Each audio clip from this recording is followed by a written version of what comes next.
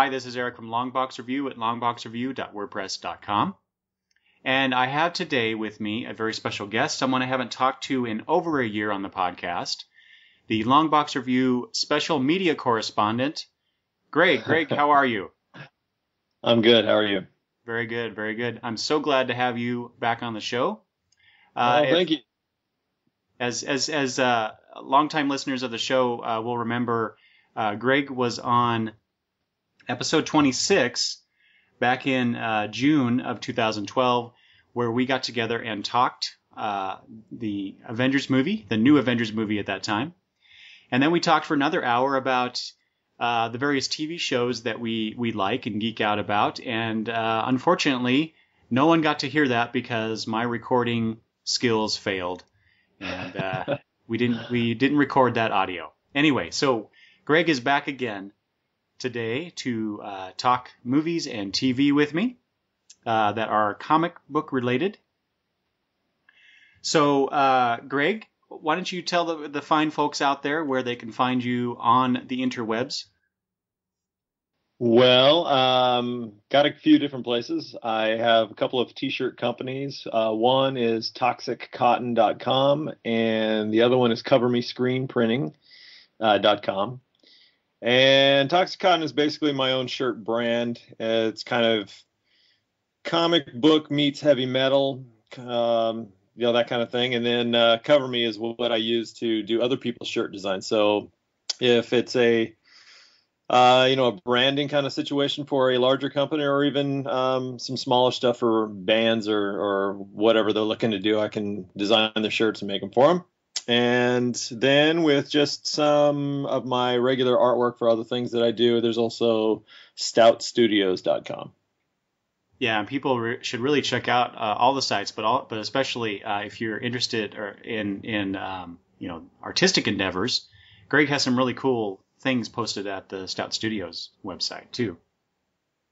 All right, let's get right to it, Greg, if you don't mind. So, like I said, we talked over a year ago about the Avengers movie, but in the intervening time, there have been quite a few superhero movies out, and we're just going to very briefly touch on each one of those major films and just kind of talk about those, and then we'll get into some TV.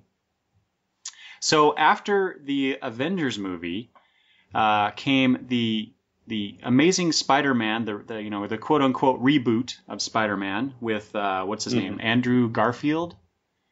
Yes. And the lovely, the talented, oh my God, I want to date this woman if I wasn't already taken, Emma Stone as Gwen Stacy. Yeah. What did I think of it? Yeah, what'd you think of that movie, Greg? Well, the advance pictures of the outfit, the costume. Liked some of it, and some of it kind of didn't settle with me very well. As far as the addition of the web shooters, I loved that because I always hated the Tobey Maguire, I've got a gooey spot on my wrist stuff. And I understand a lot of people go, it makes sense because of spider abilities and this and that. And I never liked it. I thought, you know what? I want to see some web shooters, and I'm glad they brought that back. Yeah. Although, as far as go ahead. Well, I was going to say, although the fact that he kind of, this was a while ago now, so maybe I'm misremembering the movie, but didn't the whole web shooter thing come about because he got stuff from Osborne Tech?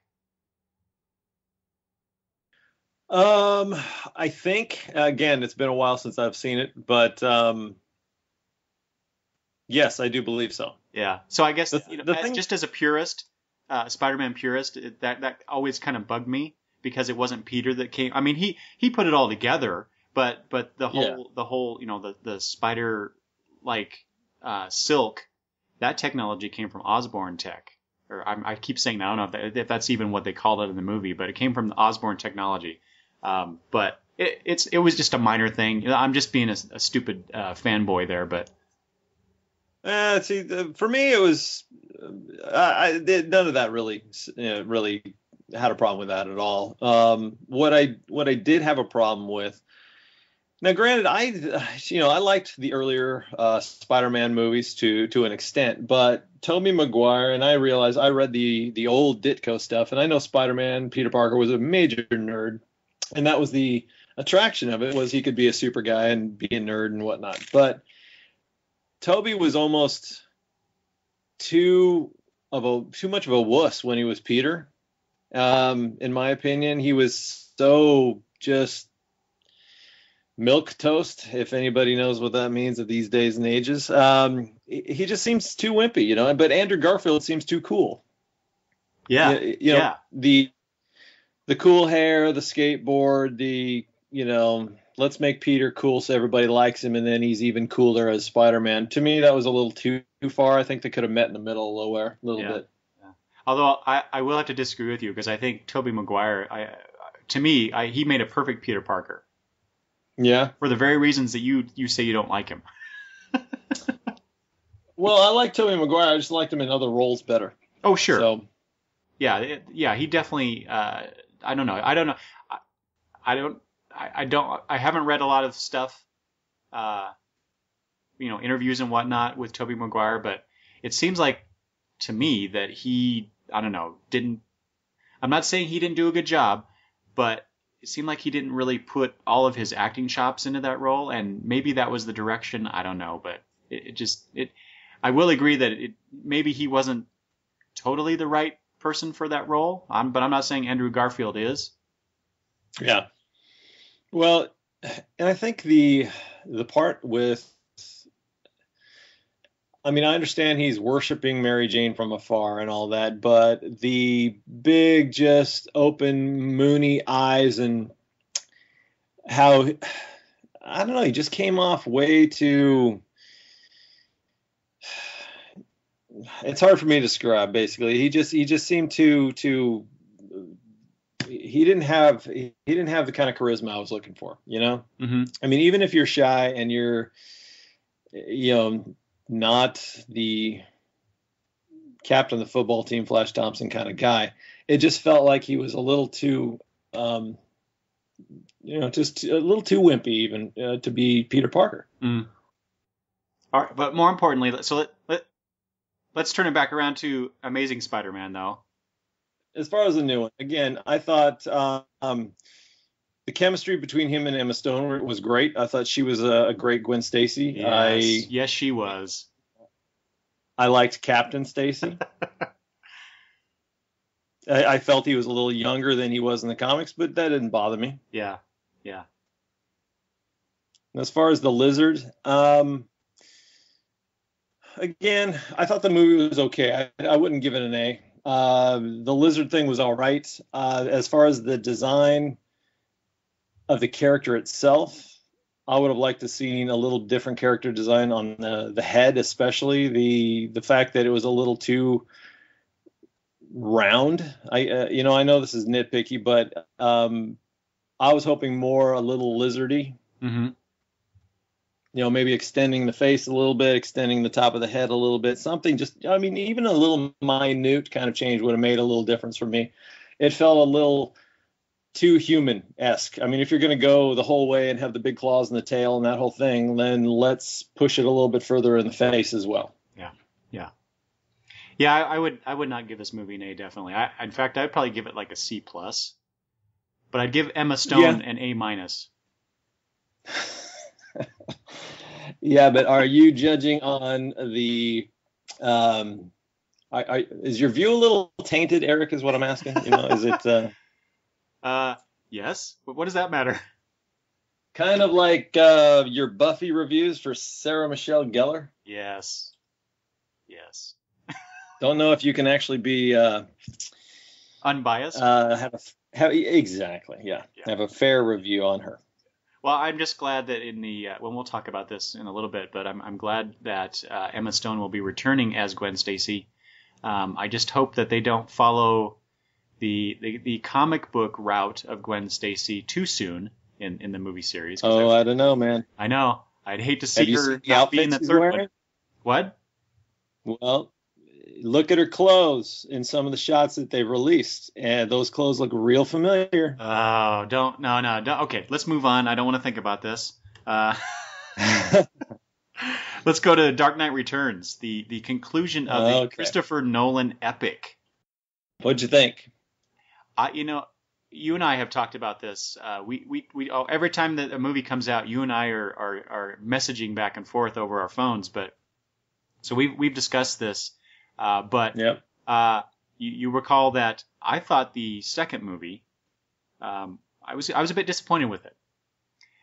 Then we get, fast forward and we get the Dark Knight Returns, and that movie redeemed that series, the whole series to me, with that last film. So I really enjoyed it quite a bit.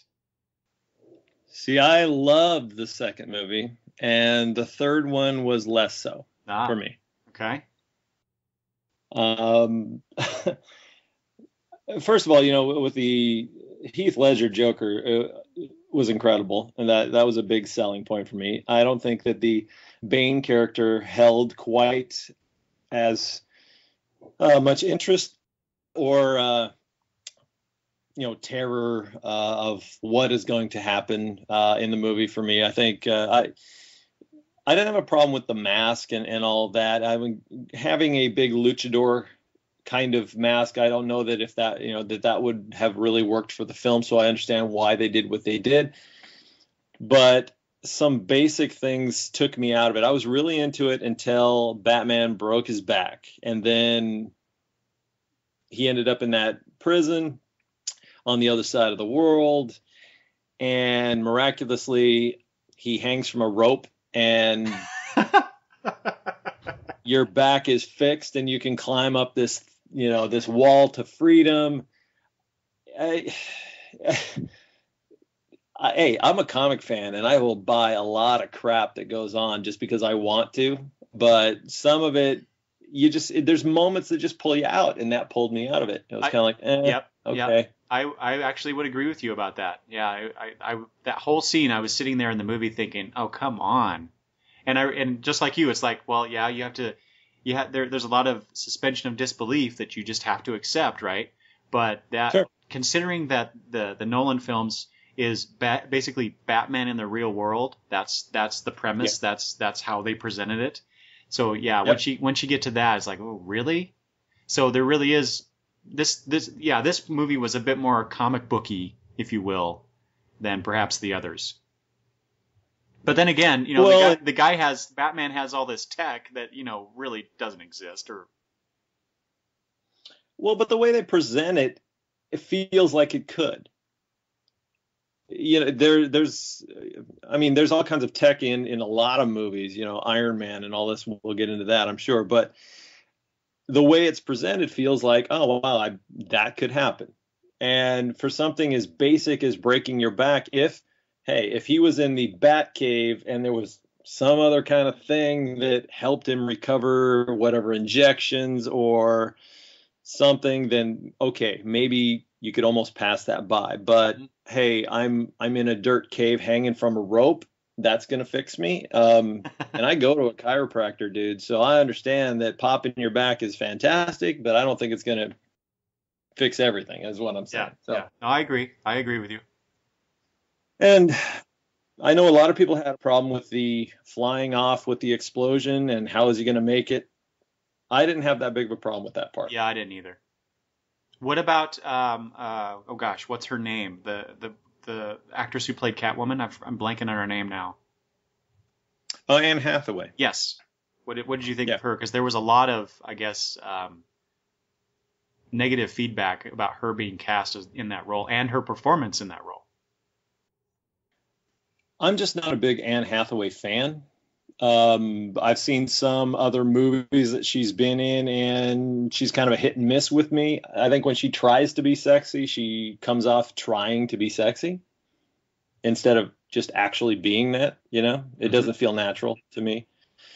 That being said, I think that she did a fairly decent job of playing the role. I'm glad they didn't really call her Catwoman. She just was a burglar of sorts or a thief of sorts, and the outfit. I thought they did a really pretty excellent job of the ears, what aren't really ears for the outfit. Mm-hmm.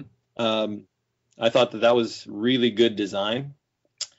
I thought it was a little odd that she instantly, without hardly any lesson, knew how to operate the bat pod. Okay, I mean, sure. that does not look like an easy thing to ride. And, I mean, again, I'm being nitpicky and whatnot, but, uh, you know, there's just a few things that would help me kind of stay in the whole altered reality. And that was another one that just kind of went, okay, fine. See, I liked her performance in this film, and Did her you? cast, or her Anne Hathaway in that role. So when I heard that she was in it, I'm like, oh, cool, because I actually like her. I agree Okay. with you about the whole, trying to act sexy thing, but I don't know. I think as time goes on, we're going to find that Anne Hathaway is going to be considered one of those classical Hollywood actresses, because I just think she has the acting chops to do it. Well, she's played a lot of different roles, and she seems to keep getting them. I know that my wife's a fan, so, but she's into Les Miserables and things like that. Oh So yeah, there you go. yeah, there you go. I watched that too. Okay, let's move on to the movies that came out in 2013, beginning with Iron Man 3. Well, let me ask you one more question on Batman. Oh, okay, go ahead.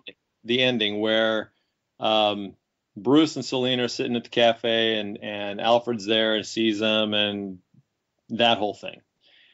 Is that, because there was a lot of talk about, is that reality or is that Alfred's wish to see that? Did you believe that was actually happening, or was that Alfred's wish or reality, or is altered kind of, I wish this would have happened, or I wish this, I hope this for Bruce?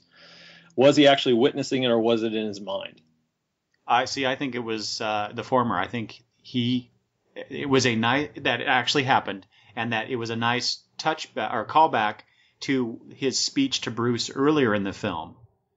And so, Right. so I thought it was a great ending. I thought it was a perfect way to end that series, end that character Bruce Wayne's journey that he began in the first film to the end of the third film.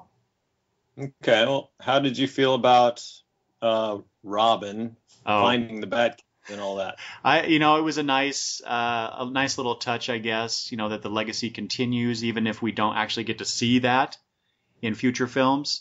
I actually thought it'd be kind of neat to see another film with Joseph Gordon-Levitt in some sort of, either he becomes the new Batman, or Batman Beyond, or Nightwing, or whatever it is. I don't care. It would have been nice. I just took it as this is a way that Batman continues on in this universe, as I said, regardless if we actually see it. Did you think it was, I don't know, because he figured out that Bruce was Batman, and a little too easily, I thought, but okay. Well, that's why I'm asking. Did you think it was just kind of, wow, that was easy? Yeah, I did. That's kind of how I felt too, and I understand that in the real world, kind of like, I'm going to take it back for a second to a movie that needs to go away and be better. Green Lantern, right? Where his lady looks at him and goes, "What? You didn't think I'd recognize you because you covered your cheekbones?" Yeah. I get that. So I understand that. Yeah, if you're really paying attention, I probably wouldn't be all that hard to figure out. But we're living in a comic book world where you can put on a pair of glasses and nobody knows who you are. I thought it was a little too easy. So hey, those glasses worked for 75 years, man. Okay, all right. Move on. All right. Iron Man 3. Okay. You start. Go ahead. Okay, so Iron Man 3, I liked it well enough. Yeah, there was a lot of the armor getting busted up in that movie. And the special effects were cool, and especially that scene where Tony is saving the people falling out of the airplane. That was really neat. Yeah. What I really dug about the film though was the conflict, the terror that Tony, that the anxiety attacks that Tony was experiencing after the events of the Avengers movie. So it was, tied nicely into the Avengers movie, but continued Tony's story on. and I really liked him, rebuilding the armor.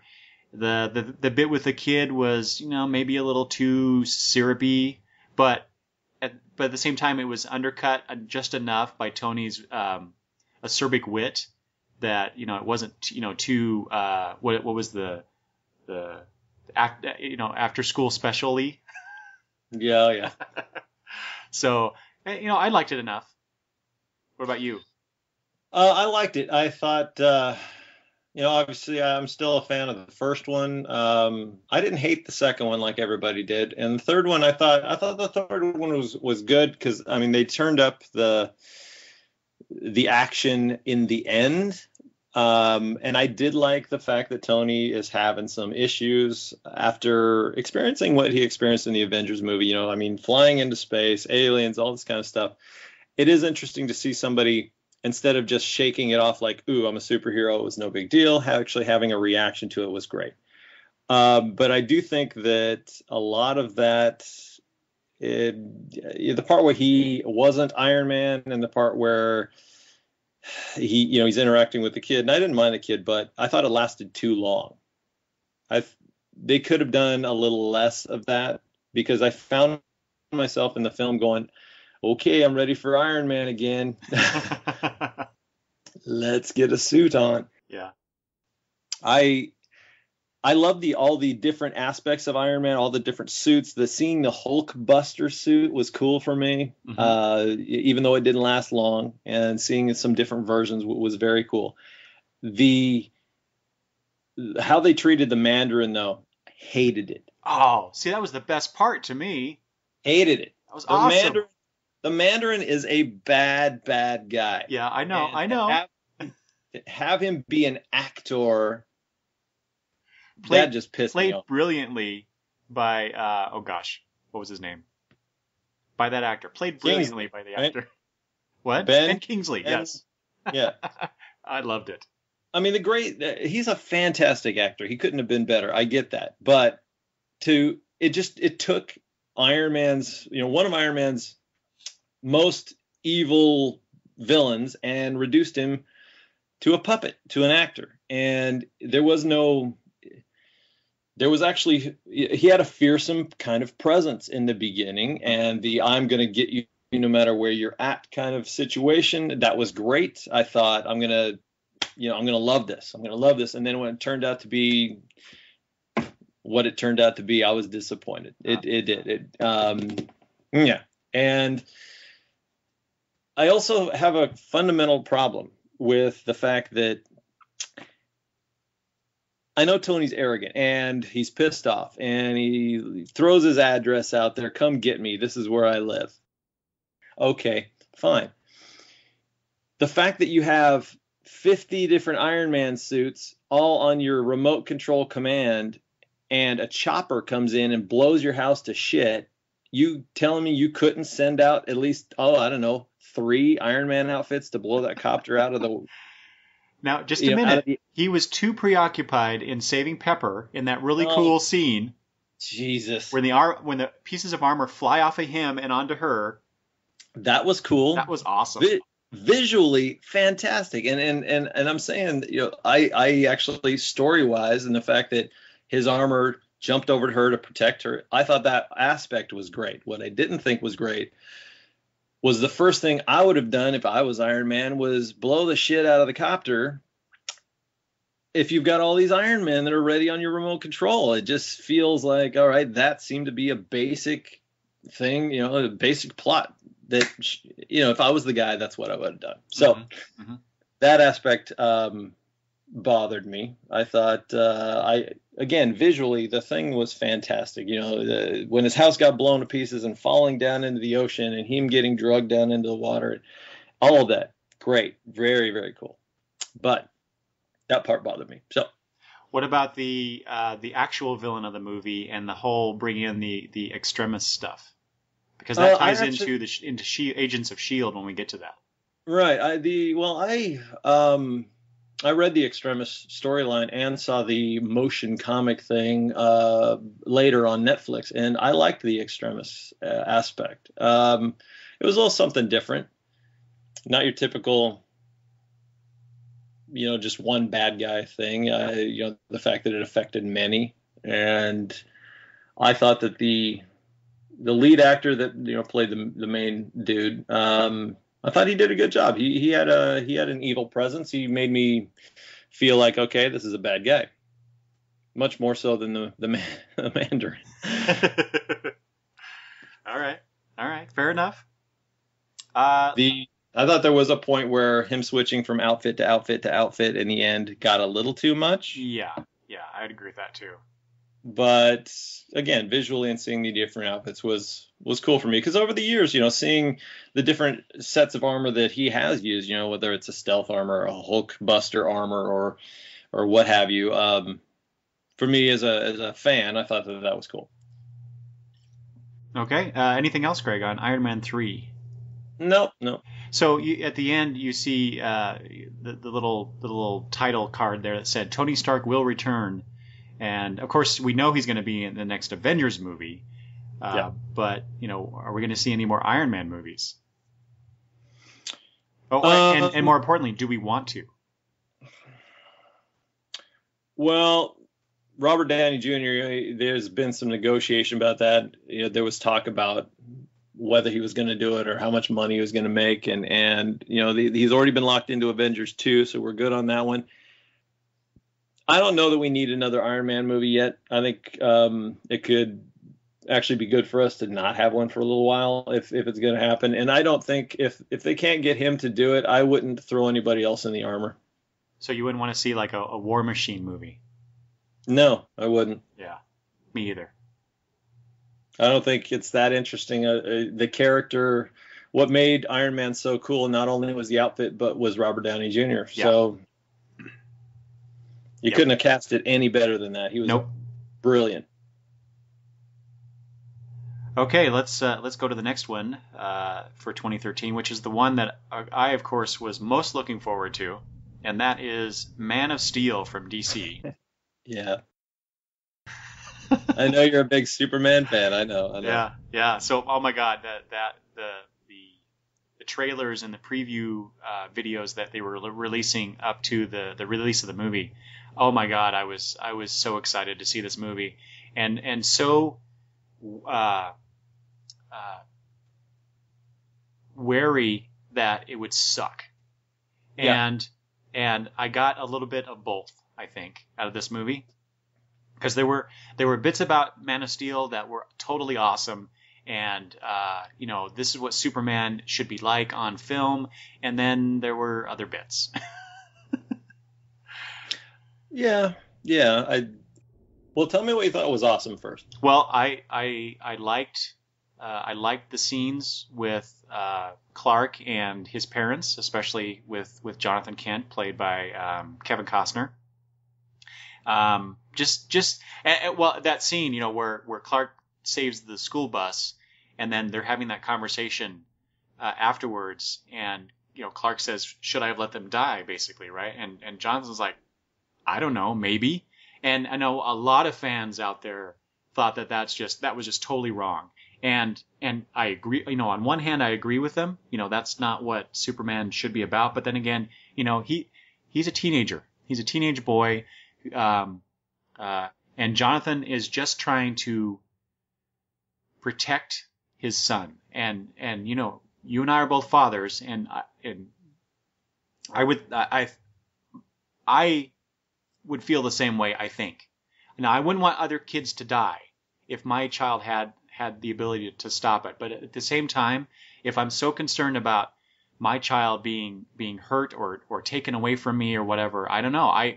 That one bad thought might come into my head, just like. Well, you wouldn't be human if it didn't. Exactly. And there's exactly. See, that's hitting the nail with the hammer there. It showed how human Jonathan was, and set up what the fear that Clark himself had later in the movie as he becomes Superman. So I thought that was a nice tie-in between, the past and the present in the movie. Well, but the only aspect and I'm with you, I get it. I have a son, and I wouldn't want anything to happen to him, and I get all that. But the character of Jonathan Kent, though, is all about helping other people and doing what's best for man. And I mean, yeah, he's always been protective of Clark, but there was always been this: you are a gift to the earth, you are a gift to this, to this planet. And I think that's where most of the people are having the issue, is that his character, not just being a father, but his character is all about helping others and self-sacrifice and things like that. So I think that might have been the issue.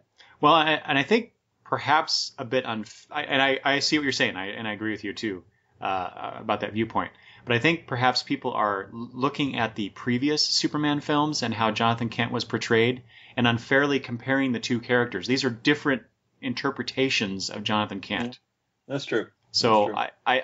When I watch these movies, especially when we get different ones, the Batman from 1989 is not the same Batman that we got with Batman Begins, right?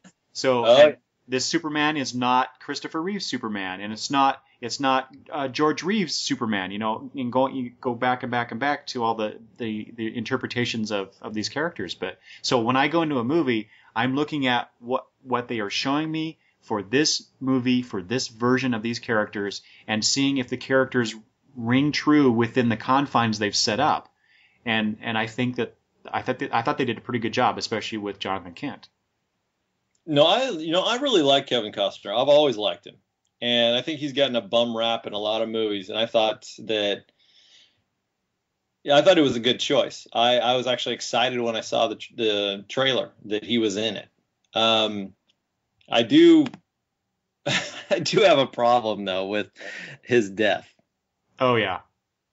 I'm sorry, but Clark could have made it over there to rescue him before I could even blink an eye and got him back there.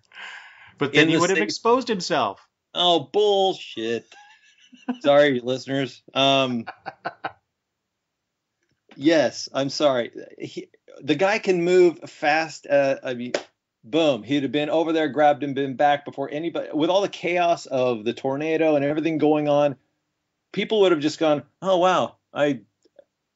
He looked like he disappeared for maybe a millisecond, but that was probably just my eyes with all of the dirt and the weeds and whatnot flying in my face. So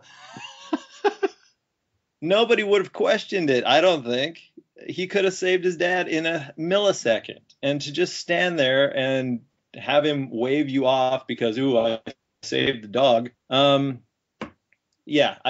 part didn't settle well with me. And I knew he had to die. I get it. But still, that wasn't the way I would have said, okay, it's going to happen in my movie if I was making it. So yeah. What did you think about? And this is getting back to the parts of the film that I did not care for, and that is the wanton destruction of Metropolis in that long fight scene between Zod and his other guys. Well, you didn't want 240 million people to die? Come on. Oh my God, that was that. Again, that scene just went on way too long, and I totally get the idea of you get two Supermen or multiple Supermen, but you get basically Zod and Superman fighting it out in a metropolitan area. Buildings are going to fall. I get that, but yeah. It was just I don't know. I did not care for it. Like I said, it just went on too long. The battle itself was fine, and visually it was cool looking. But geez, and then you get to the end, where the controversial the bit where Superman breaks Zod's neck. Spoiler. Yeah. Right. Yeah. That wasn't very Superman-ish. Yeah. I get it within the confines of the story they've set up. I guess I get it. But at the same time, it's like, oh, this is where, my idea of what Superman really should be about comes in a little too much. And I'm like, that is not right. Well, I agree. I think people had a right to have a problem with it. Superman is supposed to be the better than all of us. Yeah, he's the ideal to live up to. Right, exactly. And what does Jor-El tell him? That he will be the light to which the people of Earth will go toward in time, right? Mm-hmm. How do you become that when you are a murderer? Yeah, yeah, and I think that well, well, that scene. I have another problem with that scene too. Um, but yeah, I agree with you. I think Superman is supposed to be an ideal. The reason they call him the big blue Boy Scout is because he is always on the good side. He's thinking of, the what are the repercussions of my actions? Batman is the guy that you send in when you want the job done, and it could be dirty, and that's fine. He just gets it done the way it needs to be done. But Superman thinks of humanity and the soul and just the good. He's supposed to be the good of all of us. So I had a major problem with him snapping his neck. I also had a major problem with the fact that Zod couldn't turn his eyeballs and blast those people. Oh, I mean, even though Clark's holding his head, yeah, you're holding his head. It doesn't mean he can't turn his eyeballs a half an inch to the right and nuke those people. or Clark flying him up out of the building, or moving him somehow. Something. Yeah. For me, it was the eyeball shift, because I'm in there and I'm watching him hold his head and I'm going, all right, all right. All he has to do is just kind of rotate his eyes a half a second, or half an inch to the right, or whatever it was, and he could fry those people. Not that I wanted them to do it, but it's just basic anatomy. And I'm thinking, okay, if this guy really wants to do this, he could have done it. And to me, that was an issue. I thought that the movie was pretty good. That last aspect did pull me out of it again, like I was talking about. But I thought Superman was good in the fact that, the big S on his chest, how, well, this isn't an S, this is for hope. I thought that was great. I thought the way that they handled the whole, coat of arms basically for the different houses and why he was going to have what he had. I thought that was handled pretty well. Yeah. And granted, the armor that they all wore, and some of it made sense, some of it didn't. They had planets about to blow up. Maybe it's a protective kind of device. I get that aspect of it, but one thing I didn't get was the fact that Jor-El allows himself to come back and visit his son. Wouldn't the wife be pissed that he didn't do it for her? I mean, how selfish are you, Jor-El, to only give yourself the ability to come back and talk to your son, and you didn't hook your wife up? Yeah. You know what I mean? The planet was dying, and he only had time to do one. I'm bullshit. Again, sorry. That just seems like it's a man's world, and I'm making the decisions. Honey, you're not going to come back and see the kid. I'm going to go back and influence him the way I want to. Yeah. Well, and speaking of the uniforms, I guess. So everybody is wearing black or grays or whatever, and yet when Clark gets his, when the ship makes his suit, suddenly it's red, blue, and yellow. It's America, damn it. What's up with that? Anyway, all right. Anything else you want to say about Man of Steel? No, I'm good. Okay. Let's see. So let's just talk briefly about the movies that are forthcoming in the next couple years. But first of all, this year, in fact, next month, by the time this episode comes out, it'll probably be 2 or 3 weeks after this episode. The next Thor movie, Thor: The Dark World. How excited are you for that? I'm actually excited for that. Me too. I am excited for Thor. I've liked what they've done with Thor.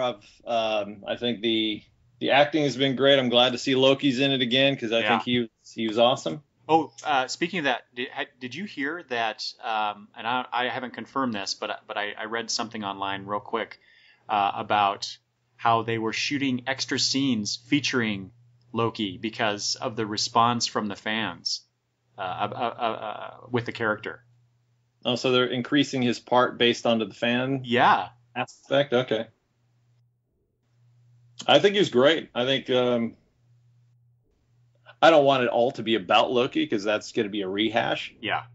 but I do like the fact that they're keeping him in it as a factor. And I'm excited to see kind of an other world. We had the frost giants and going on with the whole, fights and whatnot. I think seeing that aspect again is going to be interesting because Thor has that kind of atmosphere that is possible in his movie, which will, takes it out of the Iron Man aspect. You're not going to have big mythological creatures in an Iron Man movie. So I like the aspect that we can go this direction with Thor and take it into a kind of an otherworldly aspect. So I'm excited about it. Yeah.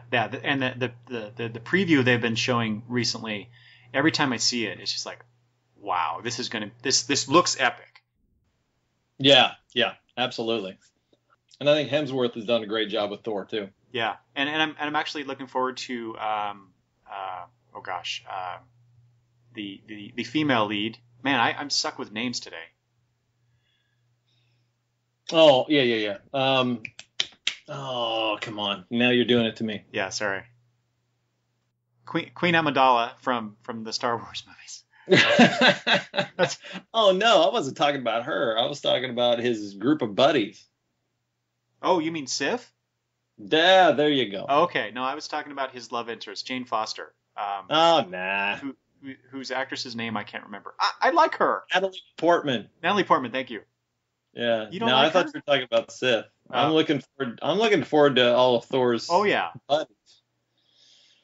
Yeah. Natalie Portman. I'm not interested.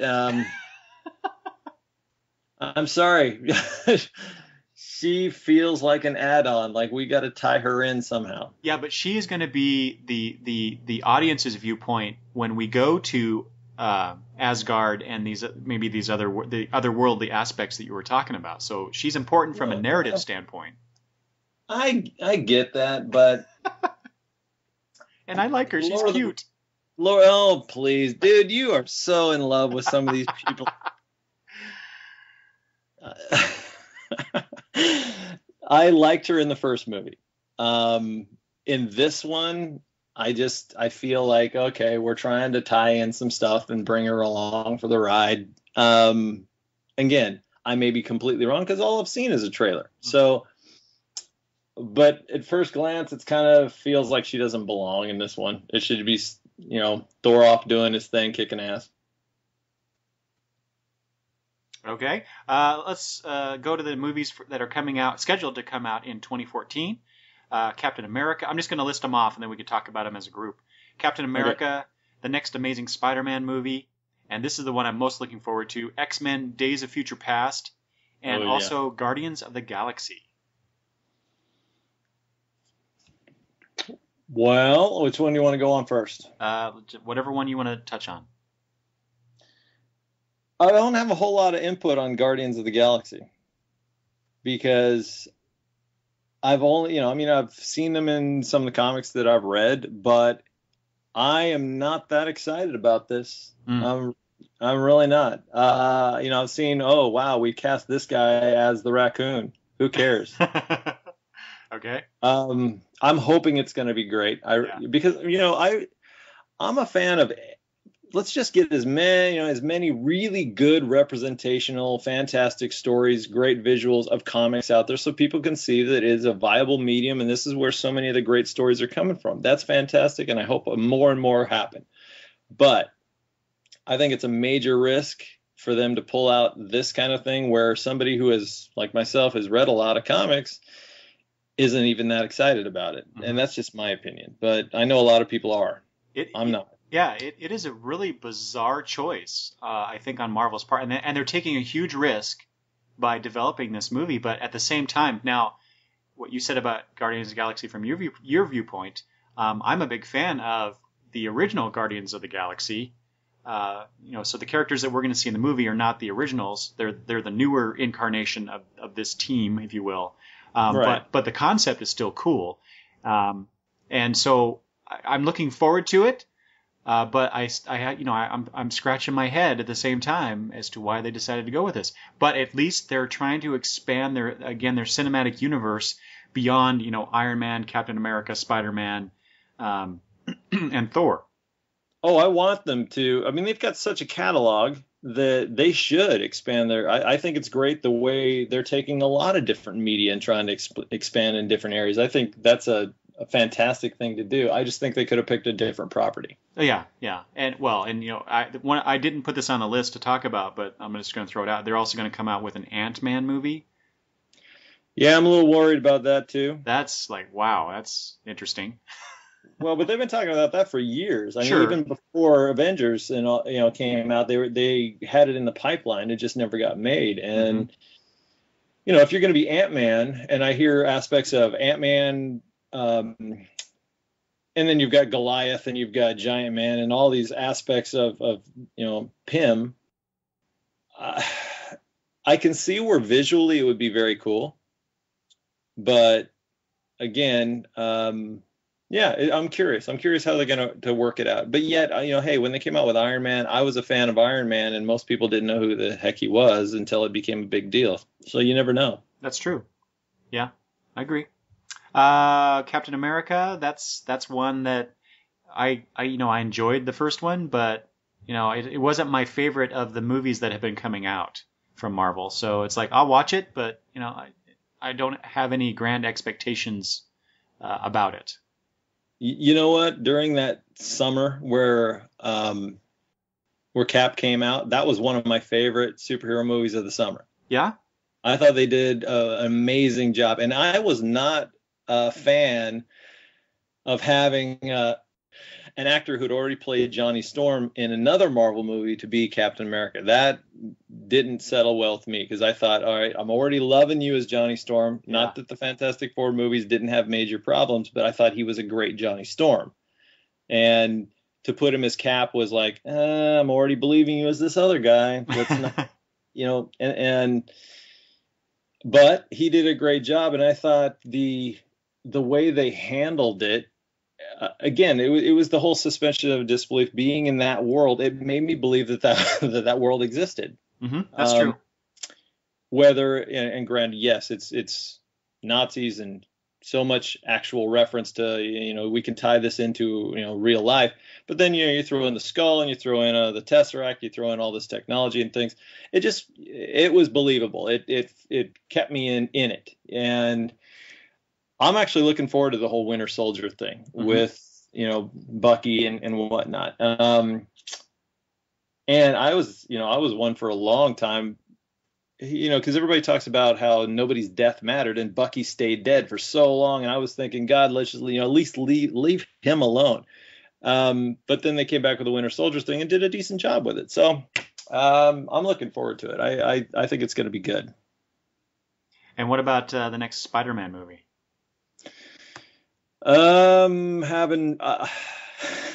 love the actor playing the Rhino. Not really sure how they're going to pull the Rhino off. Who's playing the Rhino? I don't know that. It's Paul Giamatti, I think. Oh, okay, that's right. That makes sense because I just today, before we got on mic, I saw a headline where it said Paul Giamatti would be back for Amazing Spider-Man 3. Spoiler alert. He's going to be the Rhino. And okay, that's interesting. I'm again, I think it's great that they're pulling from different villains. We don't want to see a rehash of the Green Goblin again. We don't want to see, all of any of that. I think it's, again, he's got a great rogues gallery. He's got a great catalog. Let's pull from some of these different people. We already got Jamie Foxx as Electro. I'm kind of wondering about that. But I think the danger that we fall into is that, again, we're trying too many villains. We've seen in the past where you throw too many villains in one movie and you can't really develop any one of them and somebody gets lost. You know what I mean? Kind of the Sandman and Venom, where we're bouncing back and forth between the villains, and we got the Spider-Man thing, and you got there's so many things going on in that movie, dancing and whatnot, that that pulled it away. But you got to be careful throwing too many ingredients in the soup. Let's really develop who we need to concentrate on and make it great, than to throw everything at the dartboard. That's why when people start talking about the Sinister Six, that I think would be very difficult to do and really fit it into 2 hours. Yeah. So Don't you think, Greg, that sometimes they throw all these villains in the movies just to show how cool the special effects are, oh, very much. as Yeah. opposed to this makes sense for the story? Oh, sure. Yeah. You bet. That's what Venom was. I mean, do we really need the whole Eddie Brock thing in Spider-Man 3? No, just Venom was popular. Let's get Venom in there because he's going to look cool. And, you know, yeah, I think they're just throwing stuff in. I I think it's better if they just really develop who they're going for. You know, the Joker was such a key element, and yeah, they had Two-Face in it, but um, the Two-Face aspect only came in at the very last little bit. Really, it was more about Harvey Dent, and then the villainous aspect was really focused on the Joker for that movie for the most part, and you really got into his character and where he was coming from, and it wasn't divided so much until the very end, so it didn't bother me as much. I guess it just depends on how they want to handle it, but most villains aren't going to work together. I think let's just keep it that way. Yeah. Okay. Like I said, this is the one I think most looking forward to for next year, and that is the X-Men Days of Future Past. Yeah, I love that. Yeah. So X-Men First Class was a surprise, just a surprise to me about how much I responded to it and how good I thought it was. Because I figured, and there didn't seem to be a whole lot of real promotion of that movie, as I recall. And then I go to the theater and watch it because, it's a superhero movie. Right.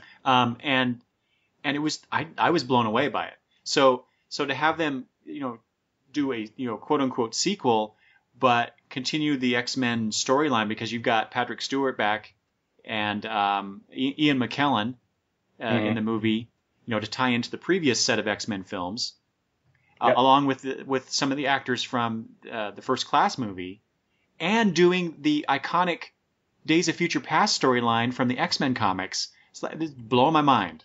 Yeah, I'm really I'm really excited about this one. I mean, I read the original series when it came out. I still have the books. It's amazing. It's so good, and I think it's going to be a difficult one to pull off. But I think Singer's up to it. I think he probably learned from his Superman experience, and I sure hope so. And well, it's a superhero movie. It doesn't need to. And I'm not disparaging superhero movie, but there's got to be certain aspects to it. I'm a huge fan, so I'm not knocking it. It's got to have story. It's got to have emotional connection. But that Superman movie there was no action to it.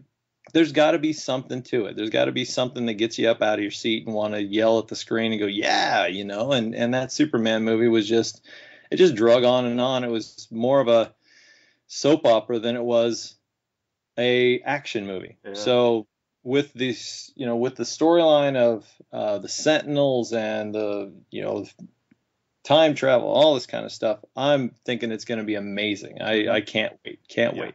Yeah. And I know, Greg, you haven't seen the Wolverine. No, I haven't. But when you do, you need to, of course, watch the after credits scene.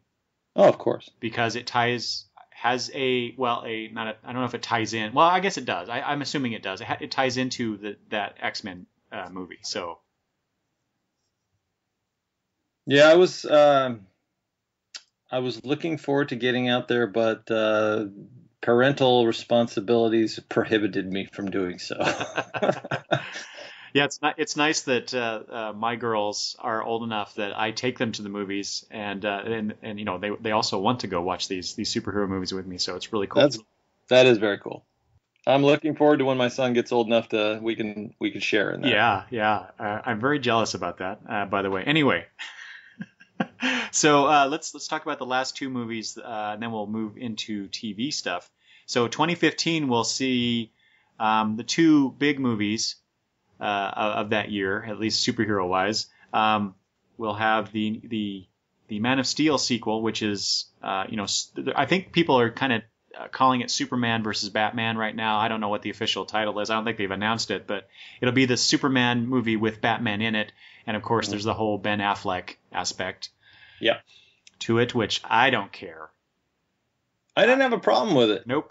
Not one problem whatsoever. I didn't. I think, again, it depends on the script. Sure. Because I think Affleck's, obviously he's a good director, and he's worked really hard to come back from his aspects, that he had the movies that flopped, and that's not always the actor's fault. Sometimes that's the script you're given, and I think he was unfairly judged. And the fact that people are having a problem with him being Batman, I think he actually physically can do it, and I've seen him be, hard in some movies, and I think he can pull it off. I really do. Yeah. The only aspect of this that I'm really worried about is I really don't want to see a Superman Batman, Dark Knight Returns fight type movie. Yeah. And that's how they've kind of promoted it when they made the announcement at San Diego this year. Because they had they had the actor who played one of the, I can't remember his name. He played one of the military guys in Man of Steel. Okay. He came out and read the bit from The Dark Knight Returns. That part where Bruce is talking to Clark about how he had it. I want you to remember how I had my hands around your throat. That thing, that big fight scene in Dark Knight Returns. Right.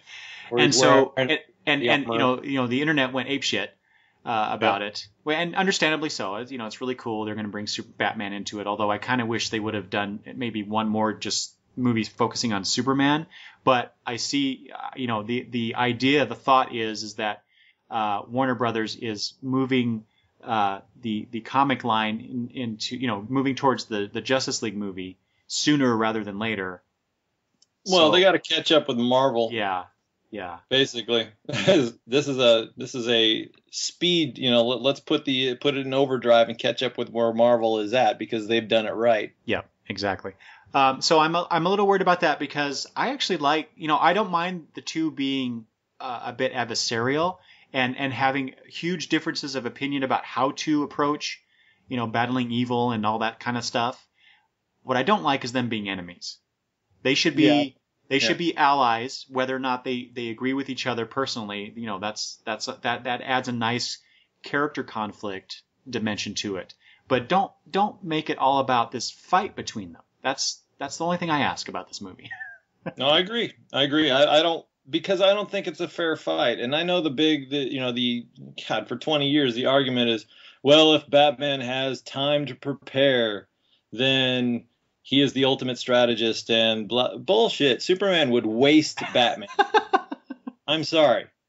And I'm a Batman fan, but Superman would waste him. He wouldn't even have to come in prepared. Yeah, okay, Batman's got kryptonite, whatever. I'm sorry. I just don't see it being a fair fight. And whether you're prepared and you have a trap and whatever, I just don't see it being a fair fight, and I don't really want to see that. I would rather see them, like you were saying, maybe be an odd couple where they approach things different and they have things, varying opinions on how to get the job done, and maybe have a little argument here and there and whatnot about things. But I do not want to see a slugfest between them or Batman flying in his plane shooting missiles at Superman or whatever it is. Mm-hmm. Yeah, I don't want to see the Dark Knight Returns fight in this movie. Period. That's no. Okay. But I'm hugely looking forward to it. Well, yeah. I want to see what's going to happen. I hope it's more than that, Yeah, definitely. Okay. Last movie we'll talk about, and then we'll transition into our TV discussion. Of course, I think, as big as Superman Batman may be, I think the next Avengers movie is just going to blow that movie out of the water. And it's funny because they come out, I believe, I might be having my dates wrong, but I think they come out within a month of each other. Oh, wow. So okay. that'll be interesting. It's a big month. I think Warner Brothers is going to be slightly disappointed in the box office sales of Superman, Batman. But anyway, Avengers: Age of Ultron is the next Avengers movie. And you know what? Go ahead. If you go back to our talk when we talked about the Avengers movie, and we were talking about Thanos and possible blah blah blah coming up for Avengers. Who did I pick as the villain that was going to pop up? Yeah. Yep. Ultron is, that's the huge villain of the Avenger, or one of the major villains of the Avengers. So yeah, it makes total sense. I just knew it had to be. It just had to come in, whether it was in the second or the third or whatever. I knew he had to make an appearance. Yeah. How do you feel about Tony Stark being the architect? Oh, is that what they're saying? So you have to remember, one thing I do about these movies is that I only watch like the trailers, and that's about it. I try to not hear and read about what the movies might be about. Well, the trailer speaks to it. Watch the trailer. Oh, it's an Iron Man mask being beat on like somebody is forging an Iron Man mask, pow, pow, pow, and then all of a sudden it looks a lot like Ultron. Oh, okay. Well, that's interesting. It makes sense within the movies that we've seen that someone would take, or whether it's Tony or somebody else, taking Stark tech and turning it into, Ultron, I guess. Well, because Pym is the, he created Ultron, and right. The Ant-Man movie is not going to be out before the Avengers, so there's got to be a way of doing it. So it's going to be Tony, it seems like. Or unless Pym makes an appearance. As the hapless scientist only trying to do good by creating artificial intelligence, blah, blah, blah, and it gets out of hand. And then, but Iron Man 3, he's already created artificial Iron Man. So that's true. Maybe this is the ultimate artificial Iron Man, and then it goes wrong. Well, there goes the stock value of Stark Technologies. When the word gets out, right. But anyway, so that's the extent of what I know about this movie, and it doesn't matter. My ass will be planted in that seat. Oh yeah, that's going to be awesome. Can't wait. Joss Whedon is back as director, so he did a great job in the first one, and I'm looking forward to seeing what happens with these characters and the Marvel universe. Well, I hope it keeps expanding. I want to see some other movies come out. I hope the Avengers is another big hit. I want these movies to be successful because it just brings more of them and brings all the stuff that I love onto a live action situation. So I hope they all kick ass. So I never want any of them to come out and go, oh God, that was that was a wreck. Well, while some movies may not make as much money as others, these superhero movies have been doing financially really well. So yeah. I don't think you have to worry too much about it, and people not going to superhero movies in the near future anyway. Yeah, I just want them to bring out. And again, I've already talked about the Guardians of the Galaxy, but I just think there's some other properties that they could bring out that, and it's just the fanboy in me. I want to see some Power Man and Iron Fist. Wouldn't that be awesome? That's me. I want to see that bad. Yeah. All right. Let's take a little break, Greg, and then we'll come back and talk some TV. How about that? You got it. All right. We'll be right back.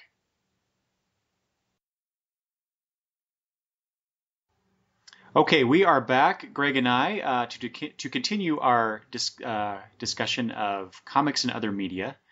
We talked for about the last hour about movies, and now we're going to talk about some TV stuff because there's a lot of things going on, things that are on right now, things that are coming up, and of course we're going to end on the big thing, which is what everybody's talking about right now, which is Marvel's Agents of S.H.I.E.L.D. TV series. Okay, Greg, let's try and quickly get through some of these other TV shows, and then we'll spend, I hope, most of our time on S.H.I.E.L.D. Arrow on CW. Arrow, yes. I only watched the first 4 episodes, and I have the rest recorded on my DVR. That about tells you where I'm at with Arrow. I watched almost the whole season. I had about four on my DVR, which just tanked. Thank you, AT&T Uverse, you terrible people. So I lost. Don't get me in trouble here. And I lost. Sorry. In no way is Eric affiliated. Blah blah blah. No, it's. But the thing is, I gotta say, I liked the adaptation. I didn't agree with the fact that he's killing people. Mm-hmm. Basically, stuffing arrows in everybody's chest. I mean, I get where it's coming from, and I thought that the take was interesting. I just didn't think that the rampant killing was necessary for an Arrow series. If it was the Punisher, yeah, I get it totally. Boom, do it, do your thing. And if you're gonna take out he's got this ledger where all of the bad guys are in this book, and he's crossing all these people out of the book as he takes care of these enemies of his father.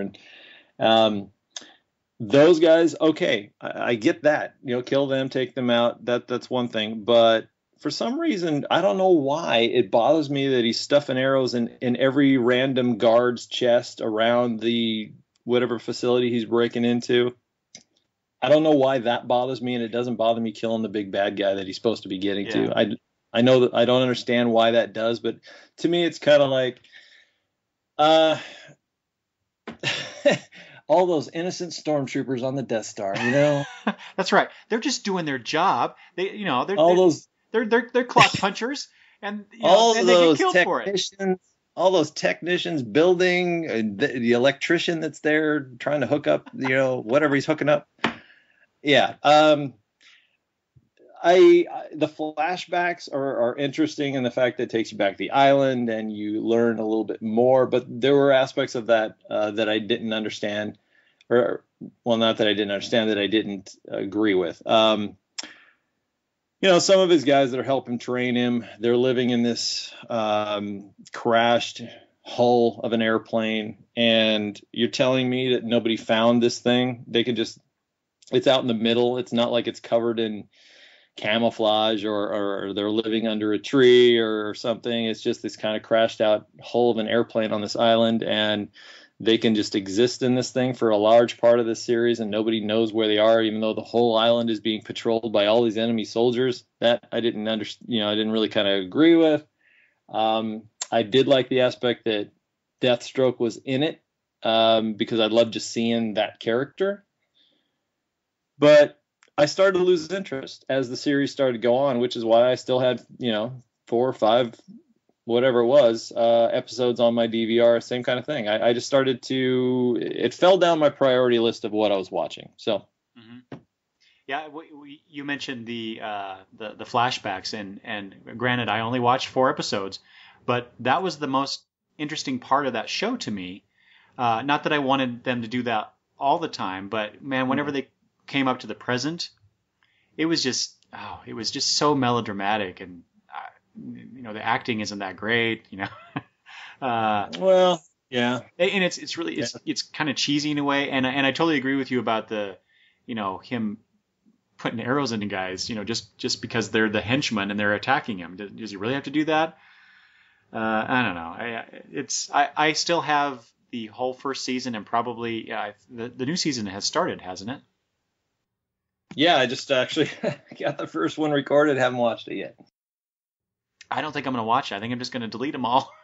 and I feel bad because, I really like the DC characters, and I try to promote and support those endeavors. But man, I just don't care for it. Have you heard the news about they're trying to spin off a Flash series out of Arrow? Yeah, actually I have. And, again, anything related, I'm excited that they're trying to do that. I think it's a cool thing. I can't even tell you why I lost interest in Arrow. I don't have a specific reason. I don't know how they're going to do a Flash series just based on his powers. Mm-hmm. Because I watched that original Flash Oh series yeah, long yeah. ago, you know, But that with the was big, what 1990. It came out right after yeah, the first Batman movie. the big padded muscle suit that he Yeah. was wearing, and I tried to watch it, but it's just, and it's not that I don't like the character of the Flash. It's just his powers are difficult to put into a TV show, Hmm. you know, to where, and he's a cop, you know, so the Flash has got that whole I'm a cop aspect, and you could treat it as a cop show. So I'm gonna, you know, I'm gonna watch it. I'm gonna see how it goes. I see what, Oh you know, sure, how it turns out. I'll turn in for the first episode or four, Yeah. depending. But if it's in the same vein as Arrow, in terms of how it's the production and the acting and all that kind of stuff, I won't be there for much longer than that. So Well, I like the character that plays, you know, the guy that plays Arrow, you know, that plays Oliver Queen. I don't mind him. I mind some of the surrounding characters. now, see, I don't like him. You But don't go like on. him? Okay. Okay. You know, his sister and the, I don't know. It feels like a soap opera, which it is Yes, yes, there. to a certain extent, but you know, uh, there was just too much of that, like you were saying. You know, I thought seeing some of the villains, like, okay, Vertigo came in, and Vertigo was a drug pusher, and so it was cool to see the character, but it didn't impress me enough to where I was just enthralled, you know. And they brought in some other, like, I think his name's John Barrymore, who plays a character in the series who, you know, he's also a rival archer, and he's good. Oh, is he the Merlin character? He is. He is Okay. Merlin, and I like him. I think he's a good actor, and I like that character. But just it's some of the surrounding, like, Ollie's friends. You know, the guy that co-owns the nightclub who dates his ex-girlfriend. I'm not interested in that guy, and even um, the mother and the mother's ex-husband and all of the. It's very soap opera-ish, and yeah, so that's kind of it's pulling me out of it. So I'm hoping the Flash goes a little bit in a different direction, maybe cop show kind of thing. I don't know. Well, considering how they're playing up the CSI type aspect of the Flash in the comics, I wouldn't be surprised if they went down that road. Considering that the CSI type stuff on TV is so popular. Well, yeah, sure. So, speaking of cop shows, Greg, have you heard about the new Gotham series that they're gonna be developing? Oh well, yeah, it's it's DC trying to catch up with Marvel again. Yeah. It's wow, they've got a Marvel's Agents of S.H.I.E.L.D. I better have a series on, so let's greenlight Gotham very quickly. God, am I cynical? I'm looking forward to it. I mean, I love dark and creepy, and Gotham is dark and creepy. So if they take it in a dark and creepy aspect, I'm there. Yeah.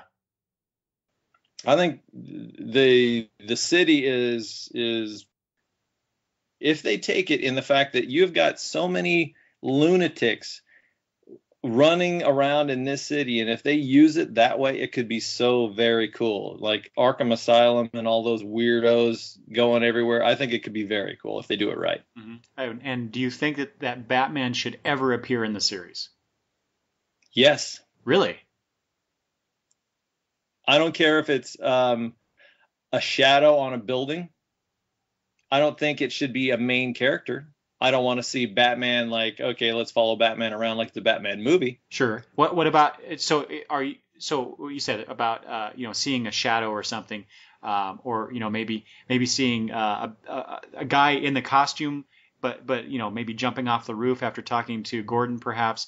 What about do you want to see him as a character that has dialogue that interacts with Gordon and other police officers in the show? No, yeah. I don't. Yeah, I'm with you there. Yeah. But I do want to see the presence of the bat signal somewhere, or little Easter eggs, whatever. There's a batarang on the ground where you're seeing an investigation happening, or yeah. something, because you have to tie it to Batman. It is Batman's town. So it's got to be in there somewhere, but I do not want to see Batman having a conversation. I don't want to, I don't want that aspect. But, if you are in a high-speed police chase and you round the corner and all of a sudden there's a guy tied up with no Batman around, that's fine with me. I think they need to have at least little pieces of something in there. Well, like you said, the presence of, I think, is good. But let me ask you this. Do you think that teasing the audience with Batman but never really delivering Batman, do you think that might turn off some people? Yeah, it will. Yeah. But I don't care. It's not what it's supposed to be. Yeah. Okay. Good. That's not what the series should be. So it's more about Gotham and what goes on in Gotham, but you can't have Gotham without Batman, or Nightwing, or Robin, or there's potential for, again, and I'm not talking like the full-on character in costume standing there going, "Here I am," just little hints to. And most people aren't going to get it. I understand that. You have your super weird cop show for the people that don't get it, but then have those little pieces for all of us that know what, that have followed this stuff for years and years. So those little things they're gonna geek me out. So I would assume it would for other people. So. And the Batman universe is exactly that. There are so many characters, whether they're costumed or not. That they could pull from, they can bring into this series. There's a rich universe that they can draw from, is what I'm trying to say. Oh yeah, you bet. So, you bet. Yeah, I'm looking forward to it. It's just so with the Arkham. I mean, Batman has got one of the best set of villains ever, and they're all so bizarre and creepy that they could really go very cool, bizarre, creepy if they went. And I know they won't, but like American Horror Story creepy with Gotham. You ever watch American Horror Story? Yeah, the first series anyway. Yeah, they could go in that direction with Gotham, to the level of just bizarre, creepy stuff. I think it would gain quite a following. Yeah, I guess it depends on what network Gotham eventually appears on, where that could really work, right. or it really wouldn't work.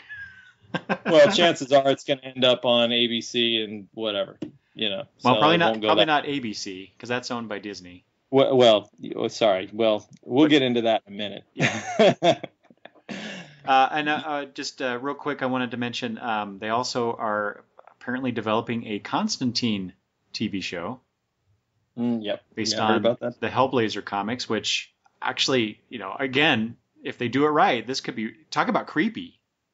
If they do something dark and creepy, that this show is made for that, or this concept is made for that. So. Oh well, sure, you bet. I think out of all of those shows being developed right now, I think that one's probably the one I'm most looking forward to. Of course, you want Keanu Reeves to come back, right? No, but I will say I actually liked him in the movie. Did you? I thought he did a decent job. See, I like Keanu Reeves in certain things. Yeah. Very few certain things, but yeah. I'm not a big hater. I'm not a big hater on him. I mean, there's certain aspects. You don't hire a plumber to fix your electricity, and he is just a certain kind of actor that you put in certain roles. Oh, sure. He isn't, you don't put him in Shakespeare. What the hell were they thinking? Okay. Yeah. Good point. So whatever. Yeah. I think it could be very cool too. Just depends on who gets a hold of it. Yep. Exactly. All right, let's talk some cartoons, some animated series, just real quick, because we talked about Gotham and the presence of Batman. Well, the ever-present character of Batman in the animated arena, he's returned in the Beware the Batman series. Mm-hmm. I've actually only watched a few of these episodes. They're piling up on my DVR because I just haven't had time to watch them. Sit down with my girls and watch them. Because they love it. But what do you think of Beware the Batman? I've watched some of them, and first of all, I'm not a fan of the animation. It's it's Green Lantern-esque. The last Green Lantern that we had, Right. and there's some aspects of it that are okay. I like the fact that they're bringing out villains that we don't normally see. I'm not sure if they're treating the villains the way they need to be treated, but I do like seeing ones that we don't normally see. Occasionally, we need to have a top tier villain just to keep the interest. I think they shouldn't all be third tier. Um, but I have a major problem with Alfred. I'm sorry, Oh, Alfred is not Jason Statham, and old Jason Statham. yeah, right. Alfred is not Alfred to me in this thing. It doesn't feel right. I'm not it hasn't sold me. I've watched a few and I can take it or leave it at this point. Okay, I'm gonna have to disagree with you again. I think this interpretation of Alfred is awesome. Yeah. I love it. I love how he's the guy pushing Bruce to be better, to be a better Batman and all that stuff, and testing him and whatnot. Because the Alfred that we normally see, he's the thin butler type usually. Um, for many years now, that's been the interpretation of Alfred. Sure. And he's usually, he'll make these witty comments to Batman to basically little oh god, what's the word I'm trying to think of? Little jabs.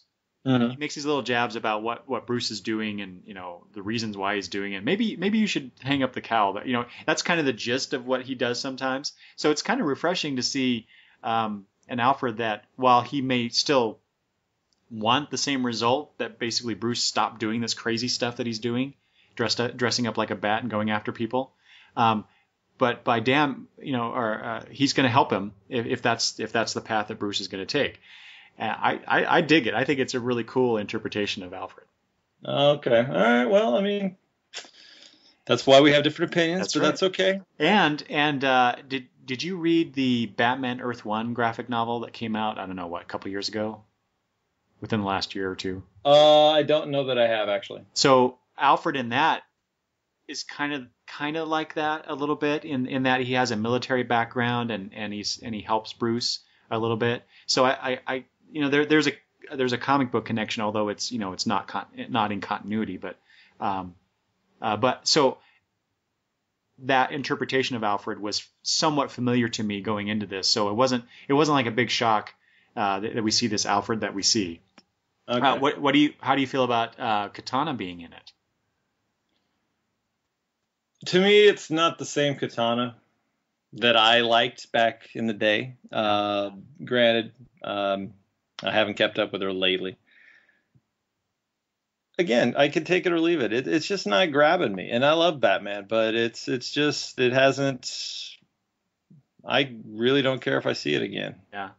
It's interesting because I equate this version of Batman series to be like, remember the Batman that they came out with several years ago, Yes. where it was focused on him early on in his career, as opposed to how Batman the animated series ended up. Hmm. And that was a show that I watched a little bit of, but for some reason it didn't really hold my interest. And I'm seeing this one a little bit in the same way. But we'll see. Like I said, I've only watched, I think, maybe 3 or 4 episodes, and I have about, I don't know, maybe half a dozen more to watch. So I'm looking forward to seeing where it ends up.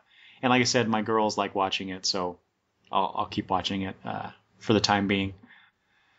Well, Another, like I said, my favorite aspects is just the different characters. Seeing enemies that we don't normally see because they're not the top tier stuff. But on Mhm. occasion, I think they need to bring in a few. Yeah, yeah. Oh, and another thing that I think is somewhat interesting and possibly exciting is that, so we have Katana in it, but in the first episode we had Simon Stagg appear, and so he's connected to Metamorpho, who Hmm. was part of the Batman and the Outsiders team with Batman and Katana. So Yeah. Right. Yeah. so I'm wondering if we're getting set up for a Batman and the Outsiders type storyline. Pull in some series. Geoforce and some Halo. There you stuff. go. Halo. I would love to see Halo in an animated series. Well, you never know, man. Never know. Okay, so another show that that my girls and I watch, and we've only watched a couple of these as well, but the new Avengers Assemble, which replaced Avengers Earth's Mightiest Heroes. Have you watched that show? Oh, yes. Yes. Now, are you caught up on that one? I believe so. Okay, wow, okay. So what's your impression of Avengers Assemble? I like it. I think the style of animation is right where I want. That's exactly what I want. That, and obviously I'm an art guy, so that's a big sell for me. I think it makes sense for them to tie it into the movie because the movie was such a huge deal. I didn't really like the other Avengers animation style that was on prior to this, and then they did the revamp. I think I like the addition of the Falcon. Not that he is such a useful character, but again, just pulling in more diversity and just some other characters, I think it's all right. The going back and forth, the bickering between the Hulk and Hawkeye is interesting, but they might play it a little too much. But overall, I've liked it so far. Well, like I said, I've only watched a couple episodes, but I did enjoy it. I have to disagree with you again, but I like the previous incarnation of the Avengers cartoon more than this one so far. But it's too soon to really say because I haven't watched enough of it. I like the interactions of the characters so far. It's somewhat interesting, but I don't know. It seems like they are playing to the way that they're presenting it. They're playing more towards perhaps a slightly younger audience. And not that there's anything wrong with that. It's just that comparing the old Avengers cartoon to this one, it seems, I don't know, a little. I don't know. I don't want to say juvenile, but no, you're right. There's some comic relief that doesn't need to be in it. Yeah, there you go. That's what I was reacting to. Is like a little too much of that stuff. A little too much Ultimate Spider-Man shtick for me. Which is a show I watched a couple episodes of. I'm like, I'm out. I'm done. I don't like this at all. Yeah, they had a room that was full of glass figurines that was the Hulk's bedroom. Yeah, it's way too on the nose. The whole bull in a china shop, reference. Good point. That's a good point. Although I love the idea of Hulk collecting glass figurines. That's a neat idea. That's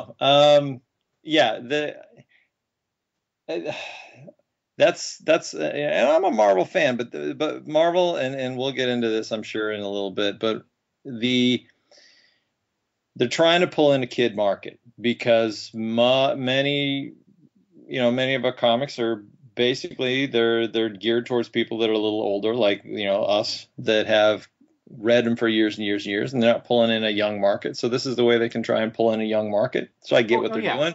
Yeah, that makes total sense. But some of the comic relief I roll my eyes at, but for the overall, I'd give it a pass. I think not a pass like passing, not watching, but passing grade is okay. I'll keep up with it for a while and see where it goes. Yeah.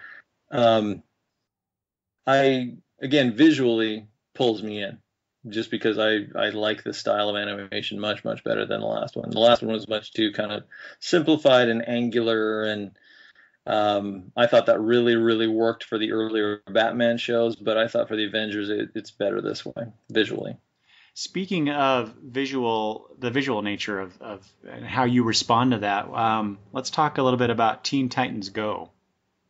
Oh my God, you really? All right. I'm sorry, but this thing is a travesty to me. And why is that? Oh God, I was such a huge Teen Titans fan, and this just makes me want to jump out a window. It's, I mean, yeah, okay, we're going for a very young market, slapstick, funny, whatever, but I can't watch it. I can't. It's terrible. Terrible, terrible. Yeah, I'm with you. Huge Teen Titans fan, and I actually did enjoy, while there were certain aspects about it, but the original Teen Titans cartoon from several years ago, I really got into that as the season went on, and then they started doing those DC Nation shorts, and they brought the Teen Titans character in the compact form that is that I think it's called Chibi. Anyway, Yeah. so they bring those back. I'm like, okay, that's interesting. Not something that I want, that I care for all that much, because they were just quick, 15-second gags, for the young kids watching. And then they announced that they were going to do an ongoing series, called Teen Titans Go. I'm like, oh my god, no. See, if it was a short, those little shorts in between the things, that didn't bother me as much because Oh it was yeah, just like, hey, here's a different take on it. That's fine. I love the DC shorts and like they had a really stylized Wonder Woman in oh yeah, in the car on the beach, Paradise Island, and all, that was very cool. Different take. I'm all about that. That's great. But an ongoing series of watching, their eyes turn into little hearts and their mouths open up wide enough and birds fly out of it, and all of this little stuff. It's just not my cup of tea. You know yeah, what I mean? definitely, So definitely. I I want, if I'm going to watch a hero thing, I want the heroes to kind of be heroic, not like Pokemon. So, and sorry to all you Pokemon fans, I'm not a Pokemon fan. Um, it's just not my thing. I tried to watch it. I recorded a few and watched again, and then I've been clicking through and like, all right, I'll try it again, and I get the same reaction every time. It's like, God, this is terrible, Yeah. terrible. So You here, know, Starfire's got some kind of slug for a pet, yeah. and Robin is like a obsessive compulsive, just yeah, it's just weird. It's just I can't do it. Can't do it. So here's the bad thing for me. My girls love it. Oh, of course they do. They love it, and they're like, "Can we watch Teen Titans Go? No, wouldn't you rather watch Beware the Batman? No, Teen Titans Go." Well, but look at the age bracket. Yeah. So what I do is I let them watch it, and then I do other things in the room. I read comics, or I'll whatever. I'll get on Twitter. Yeah. But so I'm cognizant of what they're watching, and sometimes I have to admit I kind of get drawn in. What's really interesting is looking at the backgrounds of the scenes in the show, because you see elements of the DC universe. That is the only thing that I will say that kept me trying again and again was the little eggs that you would see in there, like, they'd be flying past something and you'd see Batman on a ship fishing with Commissioner Gordon. Yeah, right? exactly. Yeah, it's those things are cool. Little things like that would, like, okay, that was kind of cool. So that's what would bring me back to trying again. But yeah, I've tried and I can't. No, yeah. In fact, we still have some on the DVR that the girls will watch, but I actually deleted the timer. Oh. So eventually we'll get done, and they'll say, "Well, can we watch more?" I'm like, "Oh, I'm sorry, that it's all gone. There's no more." I'm sorry. I feel bad, but it's so... the save until erase has been changed. Sorry. Okay, let's get to the main event as far as TV goes. Let's see. So Marvel's Agents of S.H.I.E.L.D. debuted at the time of this recording a couple weeks ago. And you and I have both watched the pilot episode and the second episode. Yep. And so we're just gonna run through mostly the pilot episode. We'll talk about the second episode, I'm sure, as it relates to the characters and the universe the world that they're starting to build here. But I want to focus mostly on the pilot and relate that back to the Avengers movie and the Marvel Cinematic Universe, so to speak. So. Okay.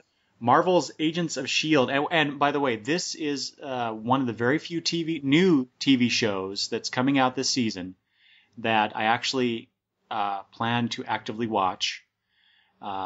There's a lot of things coming out on TV that I don't watch a lot of TV. Despite the fact that we just talked about a bunch of cartoons, I do watch all those.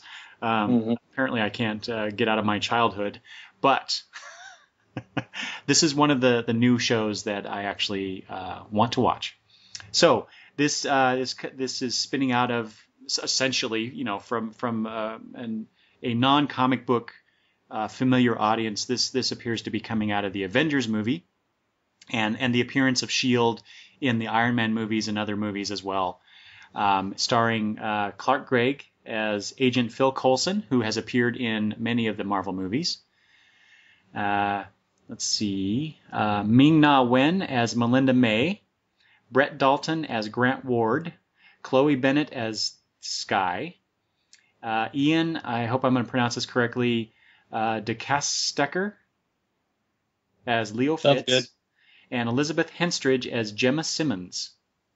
So the pilot episode was directed by Joss Whedon, written by Joss Whedon, his brother Jed Whedon, and Joss's sister-in-law Marissa Tancherone, who it appears to me that Jed and Marissa are kind of like the showrunners. And I know that Joss had a hand in episode 2 as well, but as far as I know, he's not going to have much of a direct hand in the series much after this. I may be wrong about that, but it's nice that we get that transition from him as the director of the Avengers and then coming into this TV show. So you kind of get the same look and feel, so to speak, that we saw in the Avengers. So it's a nice transition, I believe. Let's see here. There are guest stars, this is kind of neat. You get J. August Richards as Mike Peterson, who is the focus. I won't quite say he's the bad guy of the show, but he is an antagonist, if you will. And he's also a Joss Whedon series alum. He used to be on the series Angel for many years. And Ron Glass makes an appearance as Dr.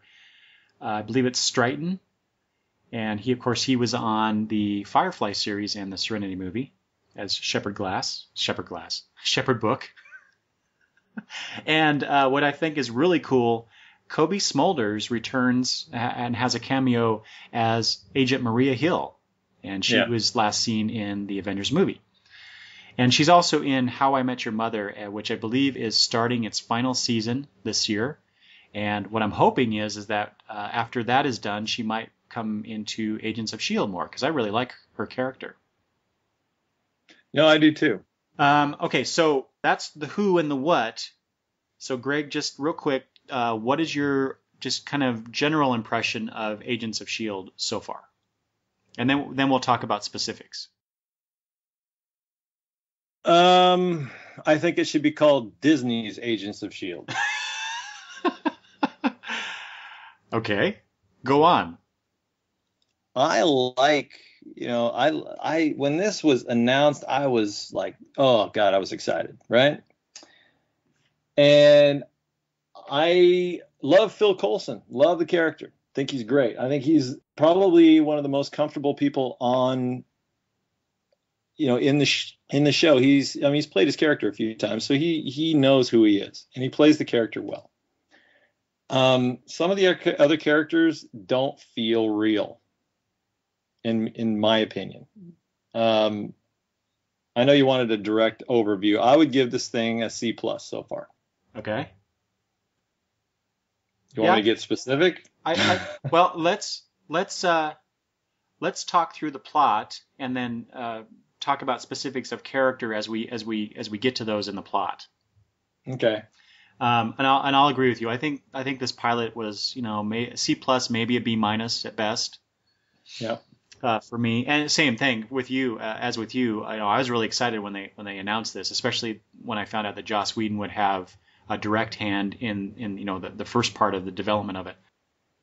So I'm just gonna run through the plot, the various beats of the plot, And then, just chime in anytime you want, Greg, as far as what we're talking about at the moment. Okay.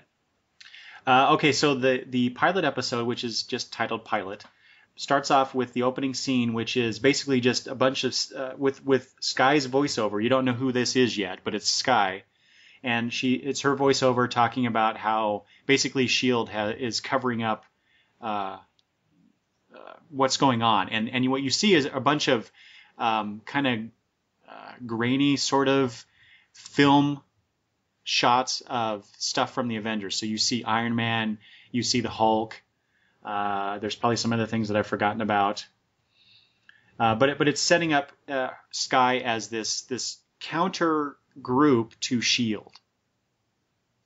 And then we meet Mike, although we don't know who this is yet, and we find out eventually that he's an out-of-work factory worker, and his son, Ace, and they're just talking there. Mike is looking for work. Ace is looking at a store window that's got a bunch of action figures of the Avengers in it, which I thought that was, it's a media tie-in thing, but I thought it was kind of cool that in this world, in the Marvel Cinematic Universe, which I think would happen in our world, Greg, is that if superheroes started flying around and saving the world, somebody's going to try and make money off of it some way. Oh God, yeah. You bet. They'd be signed to deals with Pepsi and Coke. And that's right. Yeah. So I thought that was a nice touch. I liked it. I like that aspect of it. That was pretty cool. And then a nearby building explodes, and so Mike runs off to help and tells his son to stay there. And then Mike goes into this alley. And then he starts climbing up the side of the building by punching his hands and feet through the brick wall, which I thought that was kind of neat. Mm-hmm. And my first thought was, Greg, is this supposed to be Power Man? That was my first thought too. Okay, good. Is this going to be Luke Cage? And Yep. But unfortunately, it's not. Oh, I should mention. So like I said, he plays Mike Peterson, and I didn't know this. I found this out when I was doing some research. So Mike Peterson actually is a Marvel Comics character. He was the best friend of the character called Slapstick. Are you familiar with that character or that series? No, I'm not. It came out in the early 90s, I believe. And yeah, I had no idea. So anyway, there's a tie-in. So there's one of your Easter eggs. Okay. Okay, so Mike runs into the building. He saves a woman, and you could hear her screaming, help me, I'm up here. And he jumps down. I think it's like 3 or 4 stories he jumps down. So obviously the guy is super powered. And here's an interesting thing I thought. What does this say about us, Greg? Where there's this explosion, someone's screaming for help, and everybody in the street is just standing there filming it on their phones. Oh yeah, that's today, man. Yeah, I know. It's horrible. Yeah. That's what today is. Yeah. Get it on film. That's right. Everybody's got a camera. So anyway, like I said, Mike jumps down, saving he puts her down gently. Although I have to say that shot of him jumping down and landing with the woman the way that he landed, I thought, wouldn't he break her back or hurt her worse by the way he landed? It looked kind of odd. I know it's superhero comics put onto TV, but come on, anyway. Yeah, well, and again, the effects are going to be less so than they would be in a film production. Yes, but and I'm glad you said that because I want to touch on that later as one of the criticisms of the show. So anyway, he saves the woman, puts her down, but this young woman who was shown earlier filming is right there filming him, put her down, and he runs off. And of course, we find out later, this is Sky. Anyway, so we cut to Agent Ward, who is supposed to be retrieving some sort of package, and he's told that the mission is to be aborted because Rising Tide, whom we met in a way in the voiceover at the beginning, has posted the location of the package for everyone to know. So all these people are supposedly going to converge where Agent Ward was going to go to retrieve this package. This is where we get some cool, I thought, S.H.I.E.L.D. tech. Agent Ward has this what do you call it? Napkin. Fingerprint scanner. Yeah. So it just looks like a piece of cloth on this platter, and he goes and picks up the wine glass of this guy, and rolls the glass on the napkin, and it gets the prints of the guy holding the glass. Although I thought it was, again, I'm being really nitpicky here, but the way he rolled it on there, that's not a way you hold that kind of a wine glass. So the fact that he got, basically a handprint, or if you hold your hand up, that's the fingerprints he got. And that does not work. I'm sorry. That's true. But it was cool to see. And, so he goes up to this apartment, I guess, and he puts his hand up onto this fingerprint scanner with that cloth on there, and he's able to open it up. But first, before he does that, again, the S.H.I.E.L.D. tech, that platter he's holding, he kind of twists it, and it becomes like an X-ray scanner, a portable X-ray scanner. So he sees where the vault is behind the fireplace in this room, which I thought that was kind of cool. Yep, I agree. And then we see how he gets the package, but then there's these armed guys come in the room, and you see that Agent Ward he can kick some ass. He's a good fighter. And I liked how he takes that platter and uses it as a weapon, so he throws at the guy. There's a scene where he what is it, like a glass mixer container, and rams it into the face of another guy, and then he uses like a silverware drawer. He pulls that out and starts beating on the guy from behind it. So he's using his surroundings. I thought that was a really neat shot of him doing that. And we also see this woman who happens to be in the apartment at the time that he's breaking into it, and I loved how she just kind of looks at him, and this is where we get the first bit of kind of Whedon-esque humor in the show. So if you watch any of Joss Whedon's shows, you will recognize this as a staple of his kind of writing. And he just looks at her and says, "Your fireplace is broken." And that's when the guys burst in and the fight ensues. But she just gives him this kind of disgusted look and walks off. Like, this happens all the time to her, and she's had enough of it. Oh, yeah. Doesn't seem to be all that riled up about it. No, she doesn't. Let's see. Then we go to Ward leaves with this thing and is being debriefed by Maria Hill, who shows up and asks him, what does S.H.I.E.L.D. mean? And he gives a pithy response. He says, well, S.H.I.E.L.D. is Strategic Homeland Intervention Enforcement and Logistics Division. And, I guess someone just wanted to spell S.H.I.E.L.D. That's his response. But really, and he gets serious after Maria Hill gives him that look. Basically, it's the line between the world and the really weird in the world. The really weird stuff. So the package turns out to be a Chitauri neural link. So here we get the first really connection to the Avengers movie, because the Chitauri were the alien invaders from the movie. Maria Hill explains that this is the new world, and all these people have access to tech, formulas, etc. that they are not ready for. And which presumably, I guess, S.H.I.E.L.D. is there to protect them from, or just to protect them from the use of those things. They talk about Coulson and how Coulson is dead.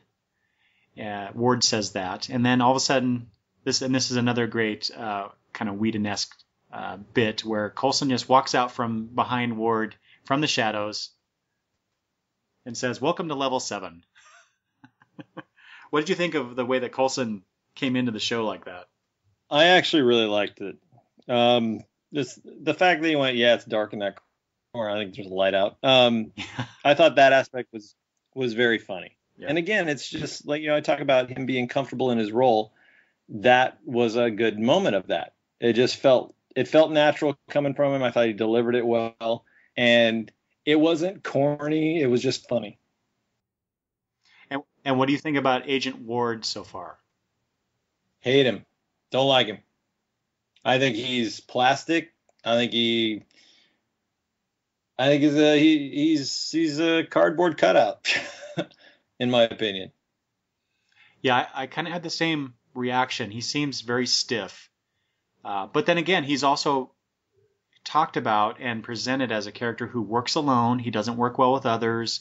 There's a scene actually that comes next where Coulson and Hill are talking about him. No, Coulson is talking to Ward, looking at Maria Hill's notes about Ward, and there's some mention about, what is it? About his family history. Yeah. So there's, I'm sure so they're starting to lay the seeds for a backstory for Ward and for some of the other characters as we go on here. But yeah, he was the first one. I'm like, wow. So they start off with the action bit with this guy, which was really cool. But then you actually get him talking, and I don't know if it's the actor's delivery or if it's the lines he's given or the direction he was given, but it just didn't feel right. It didn't fit. Yeah, I agree completely. I don't think he was believable. I felt like he was, like I was saying, Coulson is so natural and he feels natural. And this guy, no matter how stiff you are, you're a loner, you're whatever, he didn't feel real. He didn't, he felt like an actor. So yeah, that's a good way to put it. I didn't buy into his character. So I instantly was put off by him, but like I said, I just I didn't believe it, so I kept going, but I wasn't a fan of him. I'm still not. Okay, so we get a scene of Ward, Coulson, and Hill kind of walking through some S.H.I.E.L.D. facility. They talk about, so we as an audience get a reason why Coulson is here around, because he supposedly died in the Avengers movie, and he refers to how he was dead for 40 seconds, and Hill's like, oh come on, that the time gets longer every time you tell it. It was 8 seconds. But he got patched up and he was sent to Tahiti, and this is where we get a reference to Tahiti, and then we get multiple references to Tahiti as a magical place. Coulson says it at least twice, if not 3 times. He says it actually again in the, or somebody says it in the second episode, how Tahiti is a magical place. So it's really interesting how you get this repetition for some of these ideas. So I'm not sure what that means yet. But obviously if they keep mentioning it, either there's got to be something to it, or it's just them not, the script writers not being very efficient with their words. I hope it's I hope it's the former, not the latter. No, they're referencing something, and I'm getting the feeling that he, obviously he didn't really go to Tahiti. It wasn't Tahiti. He was told it was Tahiti. He was programmed it was Tahiti. You know what I mean? Something along those lines. Yeah. Because when the two, those two agents are talking, they say he doesn't know. Well, he can't know, or whatever it was. Basically, that he wasn't really in Tahiti. It was something else. Right, and so that's where Ron Glass comes in as the doctor, clearing Ward for active duty again after his struggle. They talk about some of the other agents who have no field experience. So he's a little concerned about that, and he's referring to Fitz and Simmons, which we'll meet in a minute. But yeah, Coulson leaves, so they have this little brief conversation.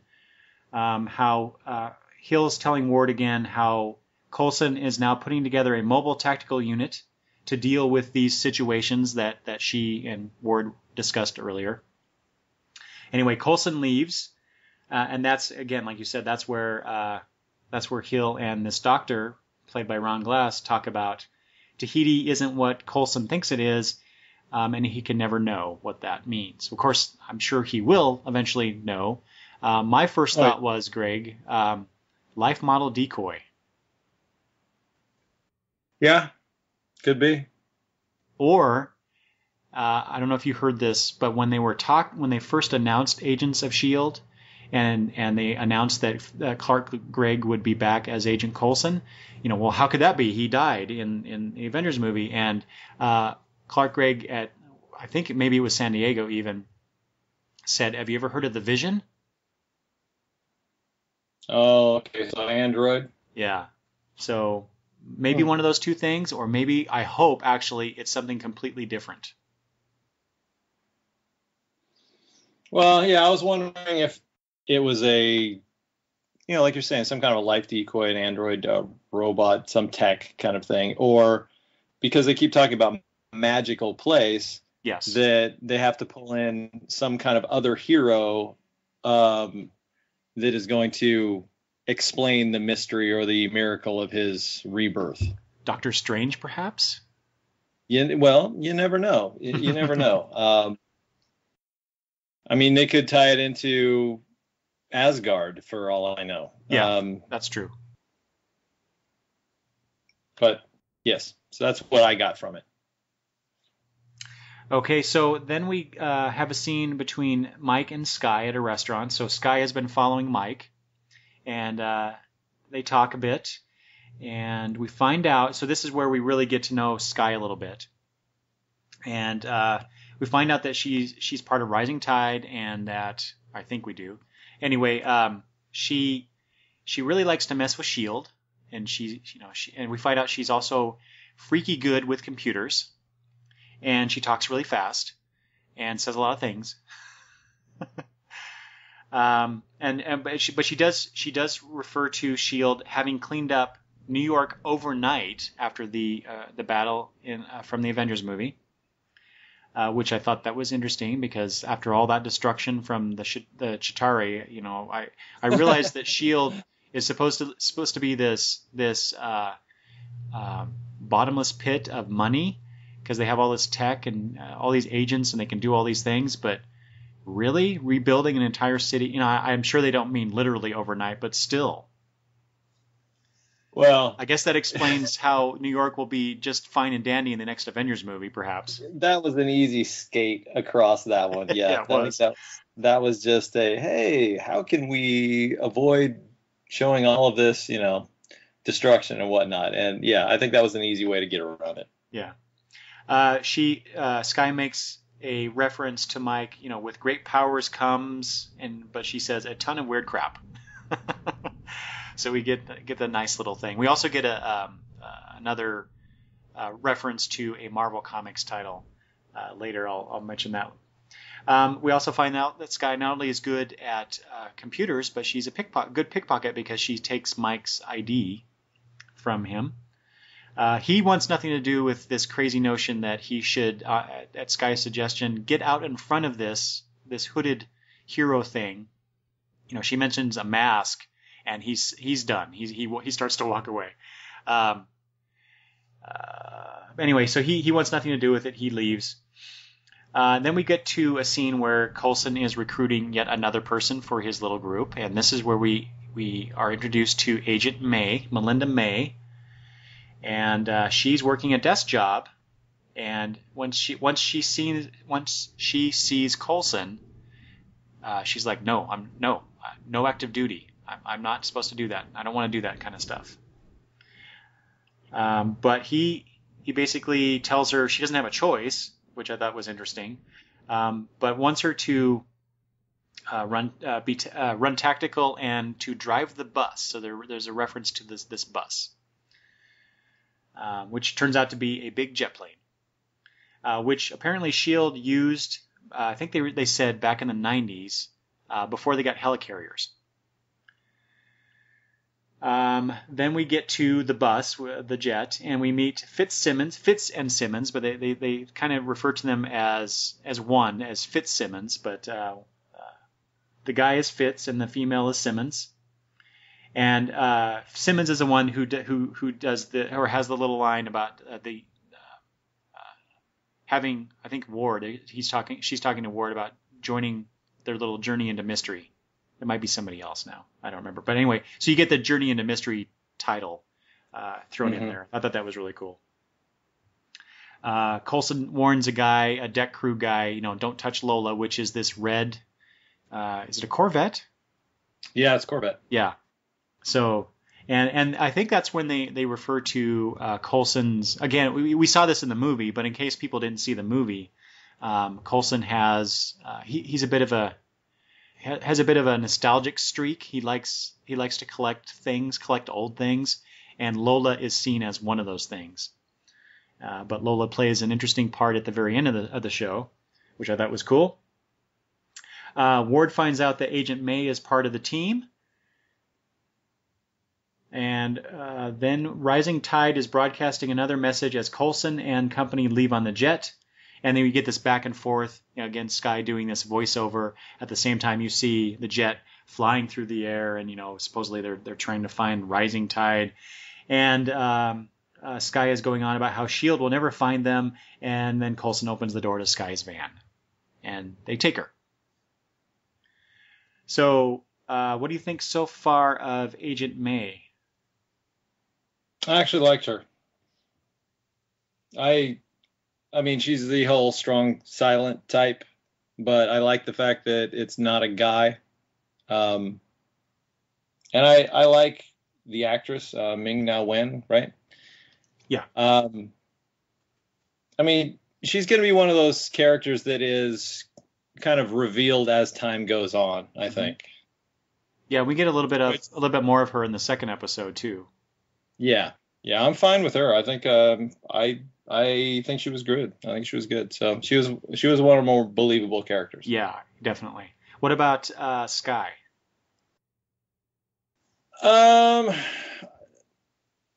She's okay. She's okay. I liked her a whole lot better than Grant Ward.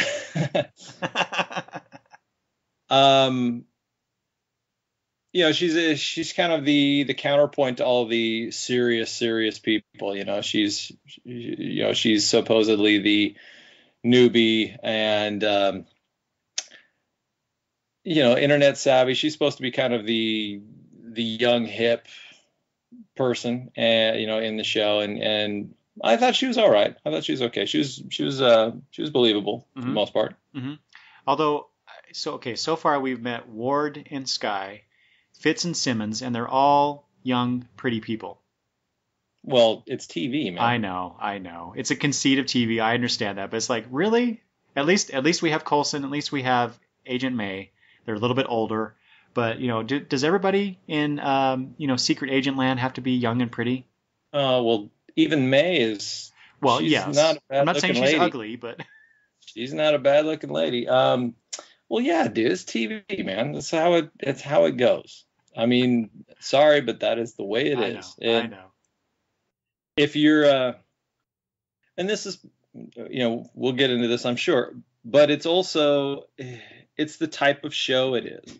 If this was grim and gritty, we'd have more ugly people, but it's very it's very polished and shiny right now. It is. It very much is.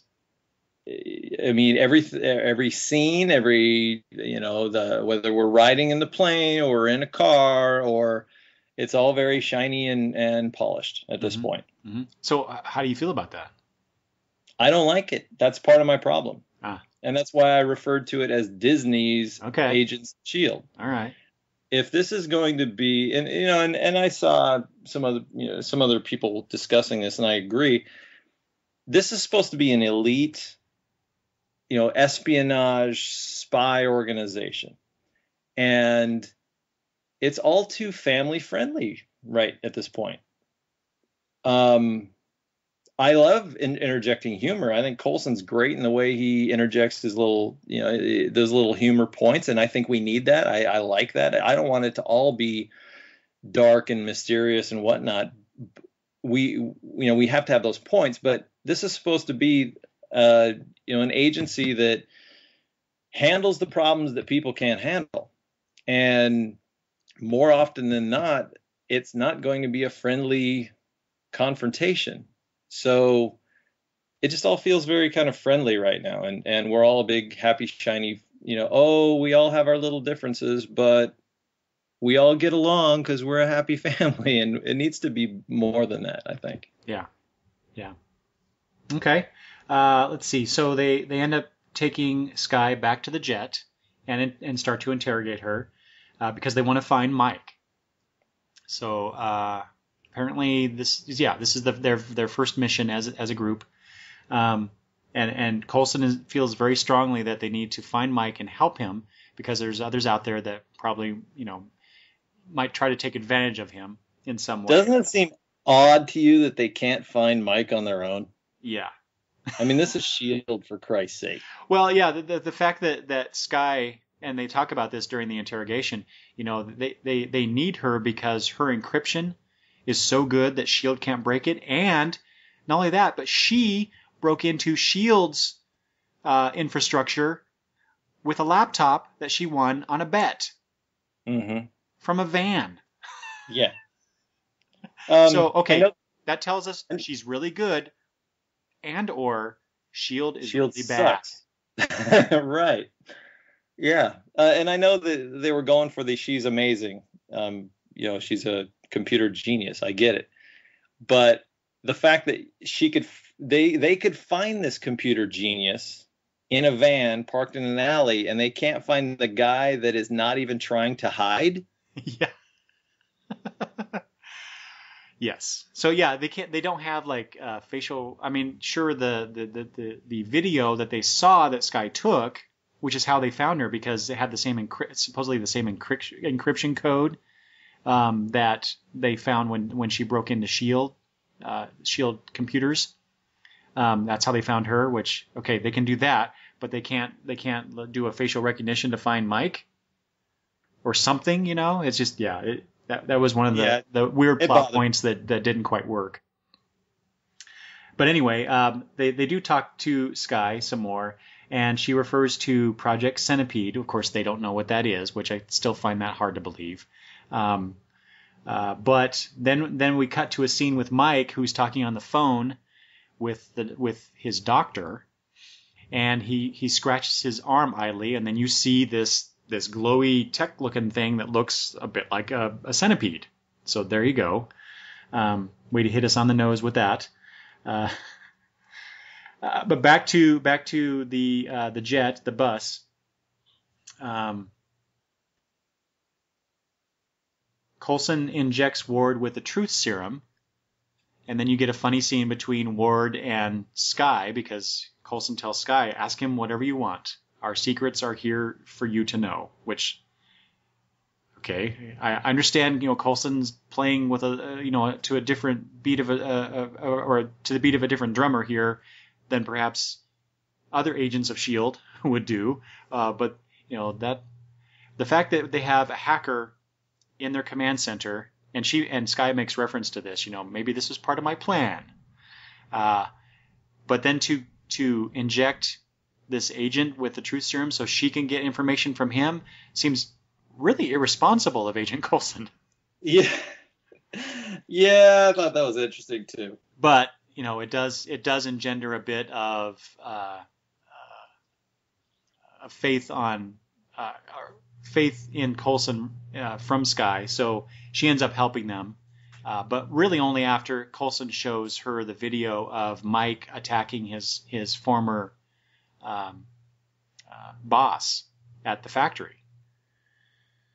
Like I said, you get that funny scene between Ward and Sky, and he talks about his Gramsci, or just says that one word, which I thought, oh God, yeah, really, yeah, and the thing about him, trying to mask his pain in front of beautiful women, and then she takes off her jacket and kind of leans forward. Yeah, I'm like, okay, this is supposed to be a family show, all right. but it was done, it wasn't that overt, but okay, it was funny. I will admit. The Gramsci part though is like, really, come on. I agree. So.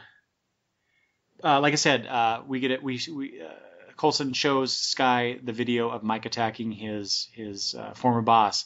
But we see the scene unfold, and this is where we see basically the tech, the centipede tech, really starting to affect Mike, really starting to affect his mind, and he gets really aggressive.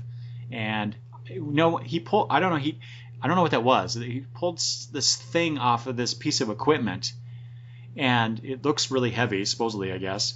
It's a tank off of a forklift. Yeah. Is it a tank? Okay. So he pulls his tank off, and then he's talking to his boss and basically saying, "No, you're the bad guy here. You're the problem," and he's the hero. And then it looks like to me, Greg, it looked like he hit the guy with this big ass tank. Yeah, well, that's what it looked like. Yeah. And I thought, oh my God, did he just kill him? But of course, this being an 8 o'clock show on ABC, no, he didn't kill him. He's in the intensive care unit, but he's not dead. Although I don't see how that's possible. Yeah, yeah. When he just got done shoving an entire container over there with one hand, and then swings that heavy metal tank at the guy, that would probably crush his head like a melon. But exactly. All right. Exactly. All right. Well, again, it's just like really pretty people on TV. This is one of those conceits. But the boss wasn't pretty. There you go. That's right. Ugly people die in TV and movies. Good thing I'm not in the movies. All right. Let's see here. So, and this is okay. So we're back to the plane. Sky kind of likes Coulson's style, she tells him, and that's where she hands over Mike's identity, and they go off after him. But they also mention I think the second time that Tahiti as a magical place is mentioned. So again, we get that. Let's see here. Fitz is able to. This is where we talk about the S.H.I.E.L.D. tech. In an earlier scene to this, Fitz has the Fitz and Simmons and May go to the building that exploded to investigate it. And Fitz has these little robot floaty things that the Seven Dwarves, named after the Seven Dwarves. Yeah, there's your. I thought that's what you were referring to when you said Disney's Agents of S.H.I.E.L.D. No. That I mean that was a tie-in, and I actually didn't mind that tie-in. What I meant by Disney's was that everything is very clean and polished, and nobody seems to die. Yeah. And you're firing guns at people, and people don't get killed. There's no blood or very little. But anyway, so he has these things, and they're scanning the room, and they find a security camera. And so back to the plane, Fitz is able to pull some imagery off of the security camera, but he doesn't have the audio. But Sky has the audio. He tells him, or she tells him, and so Sky and May go back to her van to get the audio and sync it up so that they can figure out what was being said and what was going on. And they do that, and then you get, again, more Cooligan S.H.I.E.L.D. tech. They're able to holographically recreate the explosion, the security footage and the explosion, and that's when they find that the explosion was caused by another guy with the centipede stuff on his arm, and he had gone crazy. And that's when we get the reference to Extremis. Yep. Again, tying into Iron Man 3. So, did I ask you, what do you think of Fitzsimmons together? I'm not a fan. Really? It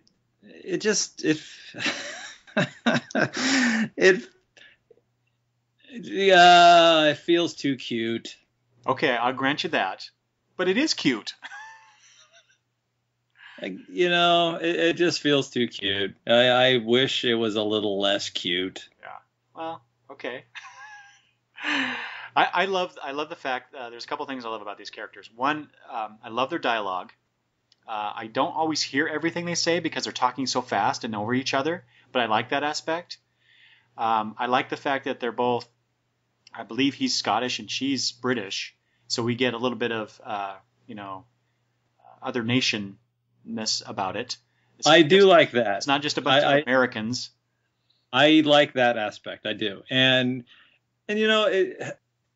it's not that they're standard techie geek kind of thing. Like, okay, neither one of them can fight. They're both very lab rat kind of oriented.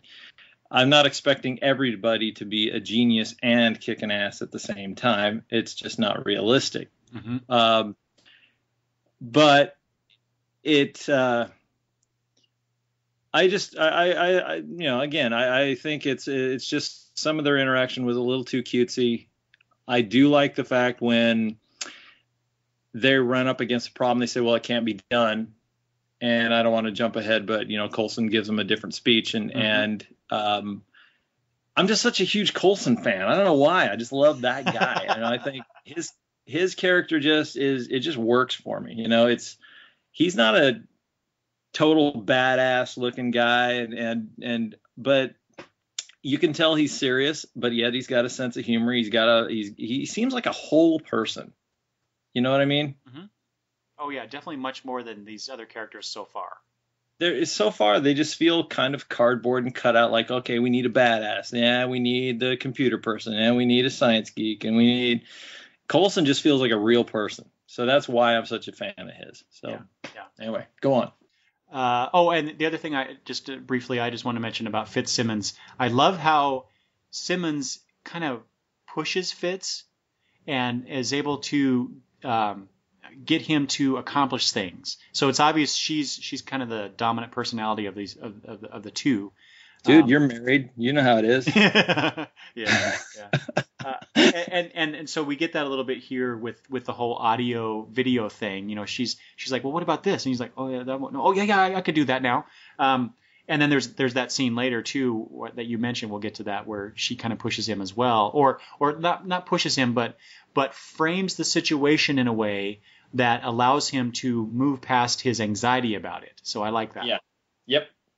Okay, we go back to Mike, who goes to the hospital to meet the woman that he saved, which Sky referred to the woman earlier when they were in the restaurant. I thought this was kind of funny.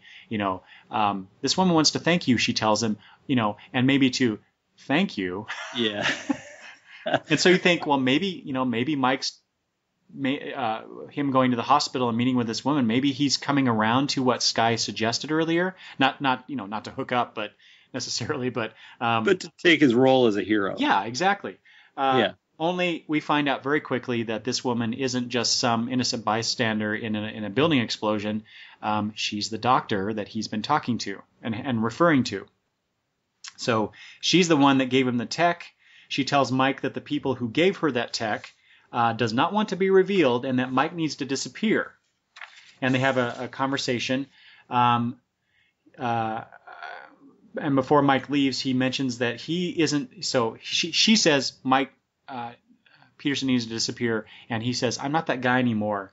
And that this is an origin story, which I thought that was on one hand I thought it was kind of cool, but at the same time I was like, really? Mm-hmm. Really too on the comic book nose, I guess. Yeah, but I agree with you. Part of me was like, yeah. Then I thought about it for a minute. It's like, yeah, that is kind of. We go back to the plane. We talked about the holographic recreation, and Simmons also is examining some stuff that she found at the building site, and examining it, and she gets all excited because it's oozing now, and she's a biochemist, so that kind of stuff excites her.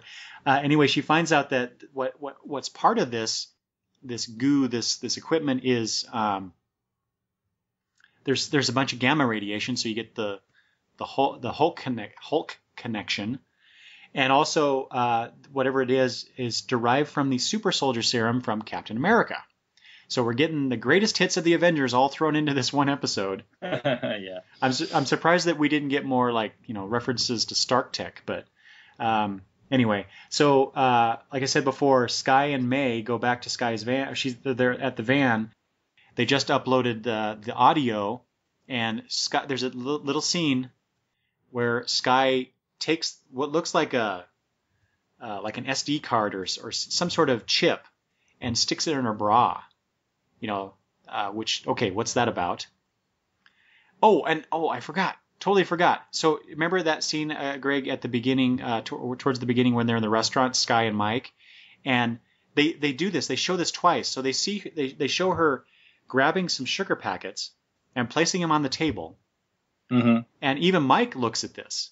And she's playing 3-card Monty with yeah, them. and then she does that. And like, what the heck is that about?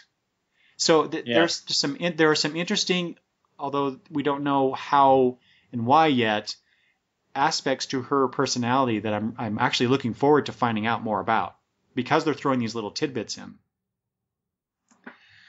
Anyway, so back at the van, so she palmed, palm's not the right word, but she palms this chip or whatever this thing is, and then Mike opens up the van and fights with May and knocks her out, and then he grabs his son, throws him in the van. Well, not throws him, but brings him in the van and tells Sky to drive, and because he wants Sky's help to help him disappear.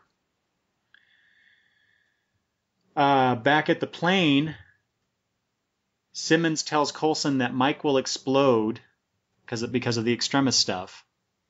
It's not a matter of calming him down. It's a matter of this will happen. And so we need to get him away from people before it happens.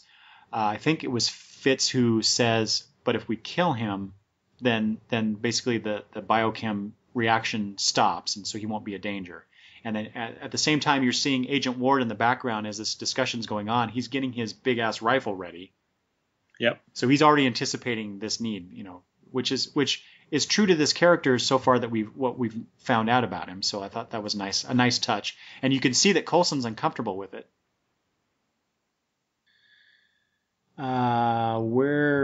Which makes me, you're the head of, you're one of the head guys at S.H.I.E.L.D. You're supposed to be probably killing people every day. Yeah, but a lot of the things I think that you are responding to about Coulson, this makes sense to me about him, that he, even though he may have to do those kind of things, doesn't mean he necessarily likes it or he's even used to it. No, I understand that. And the used to it part, I don't agree with. The liking it, I don't think he likes it, but he should be used to it at this point. If you have gotten to where you are in these kind of ranks up in the S.H.I.E.L.D., up on the ladder, there's no way you couldn't be used to it at this point. It would have to be part of your job. Yeah, I agree. He would have had to have done that stuff. Yeah, that's true. But maybe his death and resurrection has given him a new perspective that he's subscribing to now. Well, I guess we'll find out. Let's see. So we go back to the van, and Sky is running a computer program or whatever, trying to delete Mike from everything, I guess. But we find out that she's also sending S.H.I.E.L.D. a message by hacking into their system again to let them know where she is. And this is about the time where Fitz and Simmons, they're telling Coulson the situation, and they can't do anything. And this is what you referred to earlier. And Coulson, when they say we have less than an hour, there's no way, and he yells at them. What does he say? Well, he's just basically saying, never tell me it can't be done. Just, yeah. You are who you are. Get it done. Yeah, it's on you. Get it done. Which I thought, wow, that's pretty badass for Coulson so far. To put. But I love that. Yeah, it was a great scene. But to put that pressure on these two young agents who have no field experience, it's to say it's on you. So if something goes badly, how bad are they going to feel? Well, but again, look at who you're working for, and look at the kind of organization you are in. This is the job. So, it's like being a Marine or something. Dude, it's this is the job. Figure it out. Yeah. And there's not going to be any. When the world is at stake, it's not, oh well, you tried your best. That's all that's important. No. We're not playing soccer here. It's you got to figure it out. So I loved that scene. It gave me more of a respect for Coulson again, and it just made him feel like a boss. instead of just, hi, I'm your friendly go-to guy. It actually made him feel like he's in charge. Yeah, and it did show, there was a bit of an edge to him when needed, so that was good to see.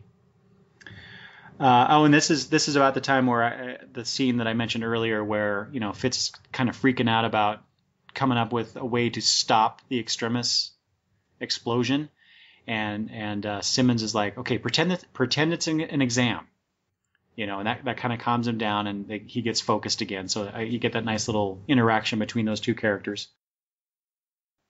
Let's see, the S.H.I.E.L.D. tracks Mike and Skye down to the van, and Coulson goes up with that what do you call those things, the loudspeaker thing, and just says, hey, we're here to help, don't freak out. Yeah. Which, I love his really direct quality about these situations, and he has a conversation with Mike later where he's just right there, right up to Mike, explaining the situation. This is how it is. This is how it should go down. I really like that aspect of him. But then Mike basically kicks the van door out, takes out a couple cops that are right there. And did you see that really quick scene, Greg, where Coulson basically just kind of leans back really fast? Yeah. And it goes right over him. So I'm like, okay, either he's really good at that kind of stuff, or, maybe this ties into the whole Tahiti magical place, life model decoy perhaps thing. I was wondering about that too. And when that van flew open, did you notice nobody got hurt? Yeah. Well, not that we don't see it, but I think we did see one of the cops get hit by the door really quickly, though, but we don't see the aftermath of it. Well, I would have to slow it down and look again, I think, because to me, I thought I watched it and it miraculously missed everybody. Maybe that's true. Maybe, yeah. Okay, so Mike runs off with his son and Skye, and I think, was it a train station? Or a bus station? I can't remember which one it was. I think they mentioned the train, but... I'm not sure on that one. I'm sorry. Anyway, so Skye, and this is where we see her a little bit being able to improvise and think tactically a little bit. She sees this group of guys walking towards them, and she kicks one of them in the crotch. Yeah. And says, "You're right. He is a little bitch." Yeah. And of course, the guys all go after Mike. I thought that was an interesting turn of events. So yeah. This allows Skye to get away with Ace. Coulson runs into and has some agents take Ace out of danger.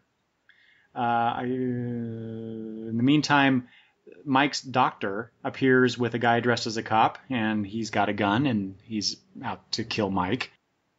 So Mike ends up getting Skye again and runs up some floors, I guess, which I thought that was really weird. Why would you go up? But then I always have that problem in movies and TV shows where we see characters go up a structure when they're trying to get away from something. Well, but when you're in a panic situation, you're just looking for an open path. And I think that has something to do with it. Sure. You're not really thinking logically, and I'm sure he, his brain's being affected by all the stuff. He's just kind of in a flight, fight or flight kind of mode. So he sees an open path that just happens to be stairs. Yeah.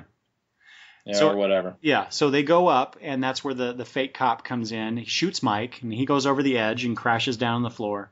And then we see Agent May kicking ass and taking names, because she just comes in and whacks the guy in the leg, knocks him down, and I thought that was a pretty cool scene. So we see that she can handle herself. Then we're down at on the floor, and Mike you see the extremis stuff starting to glow more, and he's getting ready to blow up, and Coulson comes and puts his gun down and walks towards Mike very calmly, and they have a conversation. Mike basically soliloquies for a bit about being a good man who is now under the heel of gods now. How are good men supposed to be in a world where there are gods that can just step on you? I actually like that speech. Yeah. And from what I can tell from people other people I've listened to talking about this and reading stuff online, a lot of people seem to react very positively to that speech. He says Mike tells Coulson he could be a hero, and Coulson tells him he's counting on it. And then you get that wonderful reaction shot of Coulson where Mike gets shot in the head and falls down, and that reaction shot with Coulson is really quick, but usually he's surprised and dismayed that it came to that. So you think, because Coulson had told Ward, take the shot only if you need to, and then. So apparently Ward thought that was what he needed to do. Right. Only, dun dun dun, he's not dead. Fitz and Simmons. It's Disney. Yeah, Fitz and Simmons came through magically. Maybe they went to Tahiti and got the cure, but came up with something and used a gun, a subcutaneous rifle thing that they mentioned at the very beginning of the show when we first are introduced to Fitz and Simmons. So Ward used that instead of his rifle. That's the end of that situation. Later on, one of the ending scenes, here we get to the end of the show, Coulson's talking to Skye about his offer to join the group, and they get a call from Ward and the others saying that there's an 084 in progress, which ties into the second episode, and Coulson tells Skye she has about 10 minutes to decide whether she's going to join or not. And she's like, 10 minutes? It's going to take a lot longer to get to the airfield than that. And that's when Lola turns into a S.H.I.E.L.D. flying car. Back to the future. No, it's Back to S.H.I.E.L.D., man. Yeah. Back to the future stole that. Hey, again, I like the show, but there was a few things. I'm sorry, the end where they shoot the guy in the head, and then they all look around at each other and they smile, and it's a very moment. And even the guy that shot him in the head, who is supposed to be the one guy that gets the job done alone, I don't need anybody. He even has the nice little smile. It just felt like, ABC family, It didn't feel S.H.I.E.L.D., It's like, why? And let me ask you this. If you had that loaded up in your gun, why the hell did you wait so damn long to shoot the guy? Why would you sit there and wait for the possible explosion of this guy in case he didn't calm down or Coulson wasn't able to do what he was able to do, and you ended up anyway? Why the hell would you wait for 5 minutes before you shot the guy? Why didn't you just set it up, boom, take him down, you're going to heal him, everything is great? It made no sense. Well, no. I have an explanation for that, I think. I don't think that Ward had that in his rifle, because there's a scene where they cut to Ward focusing, pointing his rifle. You see the scope and everything on Mike, but it's his black rifle. Now, when they do when Mike gets shot and they go back to Ward, he's lifting up the silver gun. So what I think happened here is he's ready to shoot the guy with a bullet and kill him, but then Fitz and Simmons, unbeknownst to us, the audience, Fitz and Simmons shows up with that rifle with the thing that cures him. So that's why it went on that long. All right. That's my guess. I would have to go back and watch it because I didn't slow it down enough to catch that part, I guess. I was just thinking, oh, my God, why, So, and the flying cars, not that I have anything against flying cars, but it felt very the end of Back to the Future to me. Yeah. I'll grant you roads. We don't need roads. I still love the S.H.I.E.L.D. flying car thing, though. I love it. All right. Let's real brief, Greg, because we're running long here. Yeah. Let's talk about the second episode, 084. So Skye joins the team as I'm going to breeze through this. Skye joins the team as a consultant. May and Ward aren't happy about it. Fitz and Simmons, they're okay. They like to be inclusive. Yep. We get another reference to Tahiti as a magical place. The mission is the 084, which is, they don't know what it means. It's just an unknown thing that they have to go investigate. So they find this anachronistic tech in an ancient Peruvian temple. So while Fitz and Simmons and Skye, who's feeling a bit useless in the situation, fish out of water. Yeah. While they're doing that, May and Ward have a bit of a conversation, and Ward refers to her as the cavalry, and May gets pissed and says, "Don't ever call me that." And before we can find anything else, the Peruvian National Police show up, and there's a bit of a confrontation.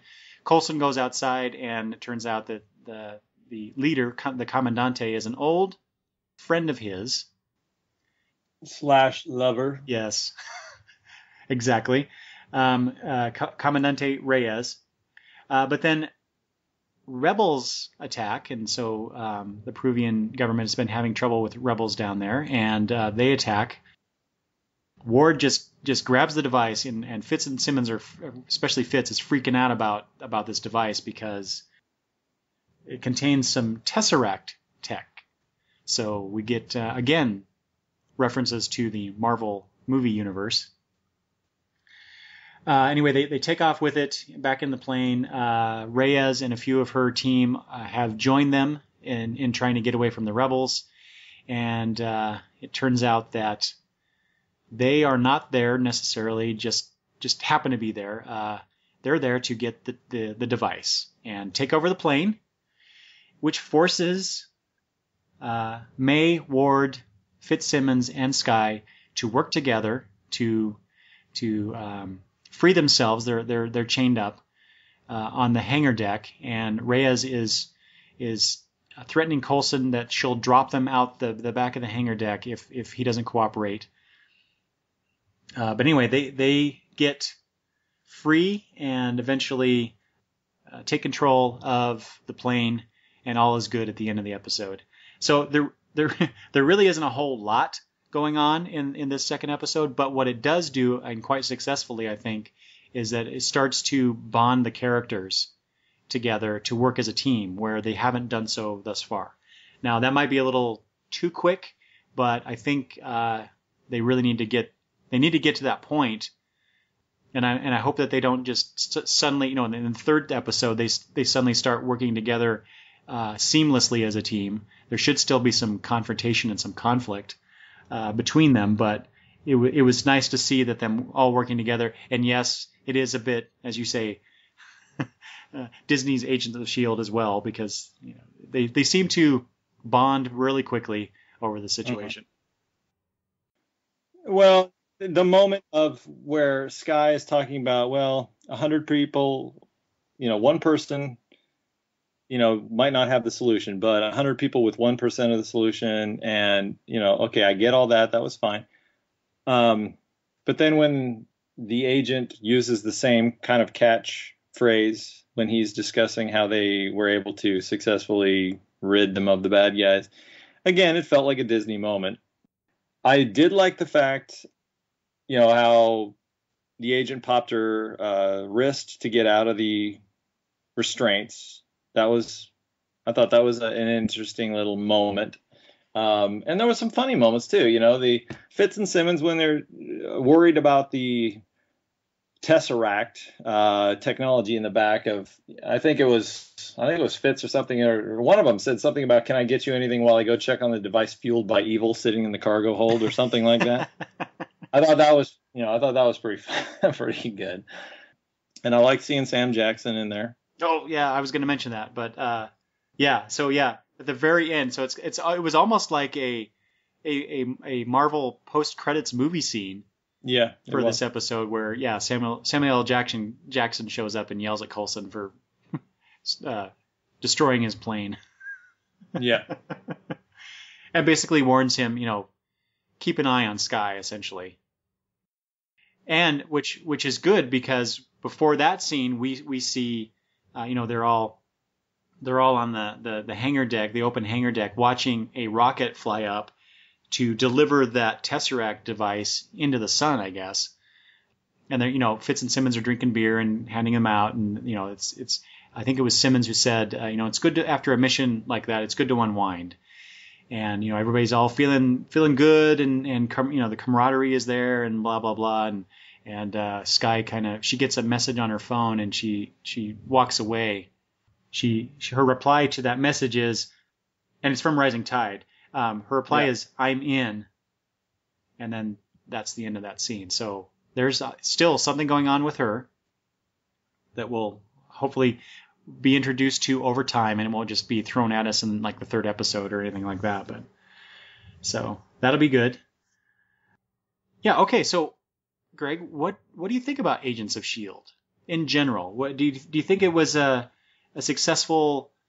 Like, let's talk about the pilot real quick. You know, was it a successful pilot, a TV pilot? Was it a successful Marvel TV pilot?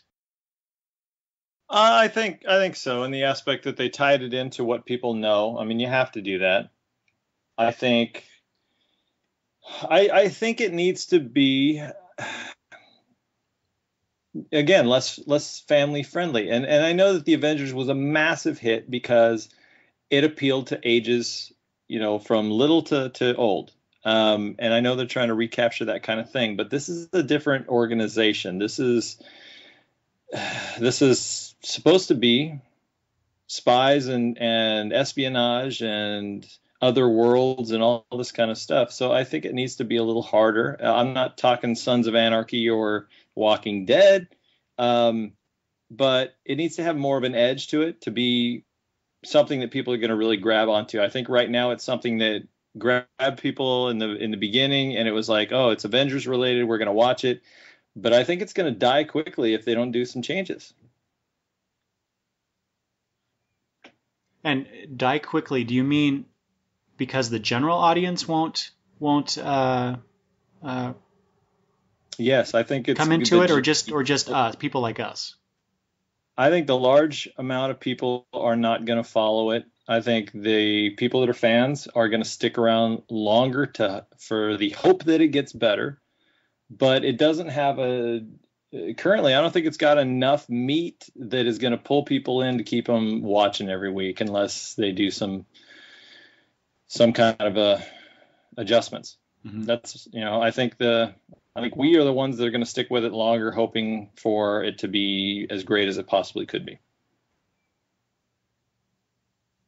What do you think? Well, I probably have less demanding opinion about it because I simply I accept the fact that this is an 8:00 ABC show. There's only so much they're going to do as far as ramping up the the adult factor, the edgy quality that you referred to. So mm-hmm. what we're going to have what they're going to have to do is just have really good characters that people respond to, and have really good adventures, per episode. And for this fan's taste, they need to build up a mythology within the show that isn't always tied. And I understand why they're doing it, and it's only 2 episodes in. Yeah. But they're tying it a lot to what we've seen in the movies. I get that. That's totally understandable. But they need to build up something within their own context that's not always tied to the movies. No, I agree with that. I agree. It can't always be dependent upon the Avengers to do well.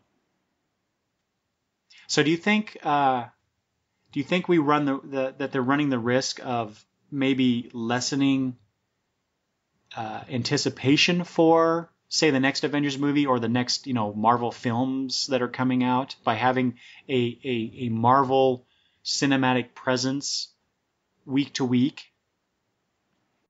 Or do you think it will help bolster that anticipation? I think the movies are going to pull in people no matter what if the movies are done well. Getting a Thor movie in a few months is not any less exciting to me because Agents of S.H.I.E.L.D. hasn't blown my doors off. You know what I mean? Mm-hmm. I'm still anticipating the Avengers movie next year and being excited for it. I look at them as different things. They're all different properties. They're owned by the same company, but they're all different properties, and they're all going to be treated differently. So I don't think it's going to lessen. I think what it could do is it could pull people in if the show does well and if it is a hit, it's gonna bolster it, but I don't think it's gonna take away from it. You know what I mean? Yeah, I'm with you on this. I thought I would just ask the question to see what you thought about that. I hope they ramp it up a little bit. Yeah. And I know I've been talking a lot about it needs to be edgier or what have you. I like family friendly fare as well, but it's just in the context of what it is, it seems a little too. There doesn't feel any real risk. I'm not worried about any of these characters. I'm not. I'm not worried about anybody really having any potential life-threatening issues to deal with. It just seems like everybody's always going to be fine. Mm-hmm. Well, maybe that'll be season 4 or 5 if we get there. Well, could be. Because just Joss Whedon shows are known for altering characters in a dramatic way, whether they're killed or not. During the run of the show that they're on. So. Well, and I loved, Firefly. I thought it was great. I loved Firefly. I wish it would have done it, longer. And I liked the way that he does take characters in different arcs. I just think if and I know he's not going to be directly involved very long with this, but I think they just need to be, a little more cognizant of not making everybody so cardboard. We have the smart guy, the tough guy, the geeky, we're filling in all of our slots here, and only a few people feel real. And when that happens, nobody's going to care. It's just disposable. You got to make somebody real. And in Coulson, we know from over several films, he feels more real because of that partially, but also because of the way he's portrayed. They just need to, I don't know, kind of dive into some of the characters a little deeper, a little quicker, I think, to really make me latch on. Mm-hmm. I mean, that said, I'm going to watch it. Yeah. Well, I think they started down that path with that second episode a little bit. Yeah. Maybe not as much as we would like, but I think they're heading in the right direction so far. Mm-hmm. And like you, I'm looking forward to it. I can't wait to watch next week's episode to see what comes next. Oh yeah, definitely. And even after all the criticism, I'm still excited to see what happens next week. So if that tells you, you anything. Speaking of criticism, and we mentioned this earlier, but one of the things that I heard was as a criticism was that it wasn't to the like the special effects. Or just the overall look and feel of the show wasn't up to what we've seen in the Avengers. And I'm like, are you kidding me? That's a major motion picture. This is a weekly TV series. You cannot compare the two.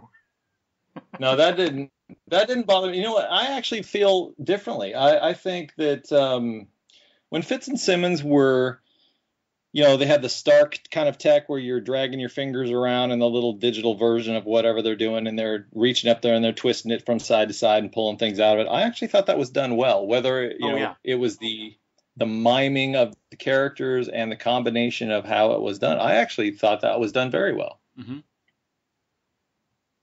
But I guess to speak to the criticism, there were some scenes where it was like, yeah, that's a digital background kind of thing, but. It's TV. It's not a movie. So we can't, they don't have that kind of money. It doesn't matter that this is coming out of Avengers and it's part of Marvel Studios and Disney property and all that stuff. They only put so much money into a TV series. It doesn't matter who's behind it and what it came from. So it's, those kind of criticisms, I can't give any credence to really.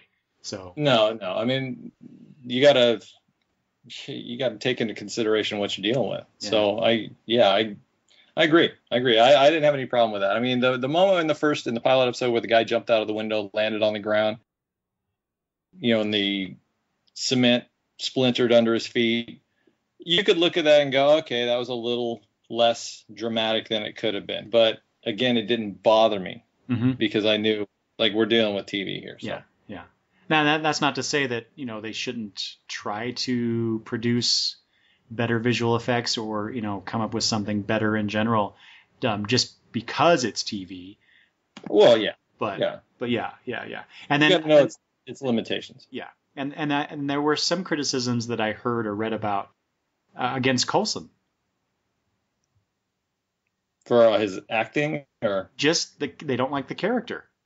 Oh, really? Oh, yeah. I love him. He's great. Different strokes for different folks and all that, right? But wow, if you don't like Coulson from the films, and that's basically what some of these people are saying is like, why did you bother watching the show then? Well, and I like following on Twitter or Facebook. There are groups or what have you that people will get on there and comment about, oh my God, these people are horrible. It's like, why are you following them then? Just to be on there telling everybody that you hate them? Oh. I don't understand that. Why would you waste your day being in a group or on a site or what have you, basically just knocking absolutely everything about this, whether it's a band or a movie or whatever, and saying they're no talent or what have you. I don't understand why somebody would. I don't have that much time in my day, so why would you waste your time? I don't get it. Yeah. Okay, well, speaking of time, Greg, I think it's time we got out of here. We've been talking for quite a while. You got it, buddy. Let us know what you think. Let me know what you think. Email me at longboxreview@gmail.com, or you can leave voicemail at 208-953-1841, or you can leave comments at the blog. Greg, thank you so much for joining me today. I really appreciate that. Thank you for having me. And remind the folks where they can find you out in the digital universe. ToxicCotton.com, CoverMeScreenPrinting.com, and StoutStudios.com. All right, and I am at longboxreview.wordpress.com. Thanks for listening, everybody. Bye-bye.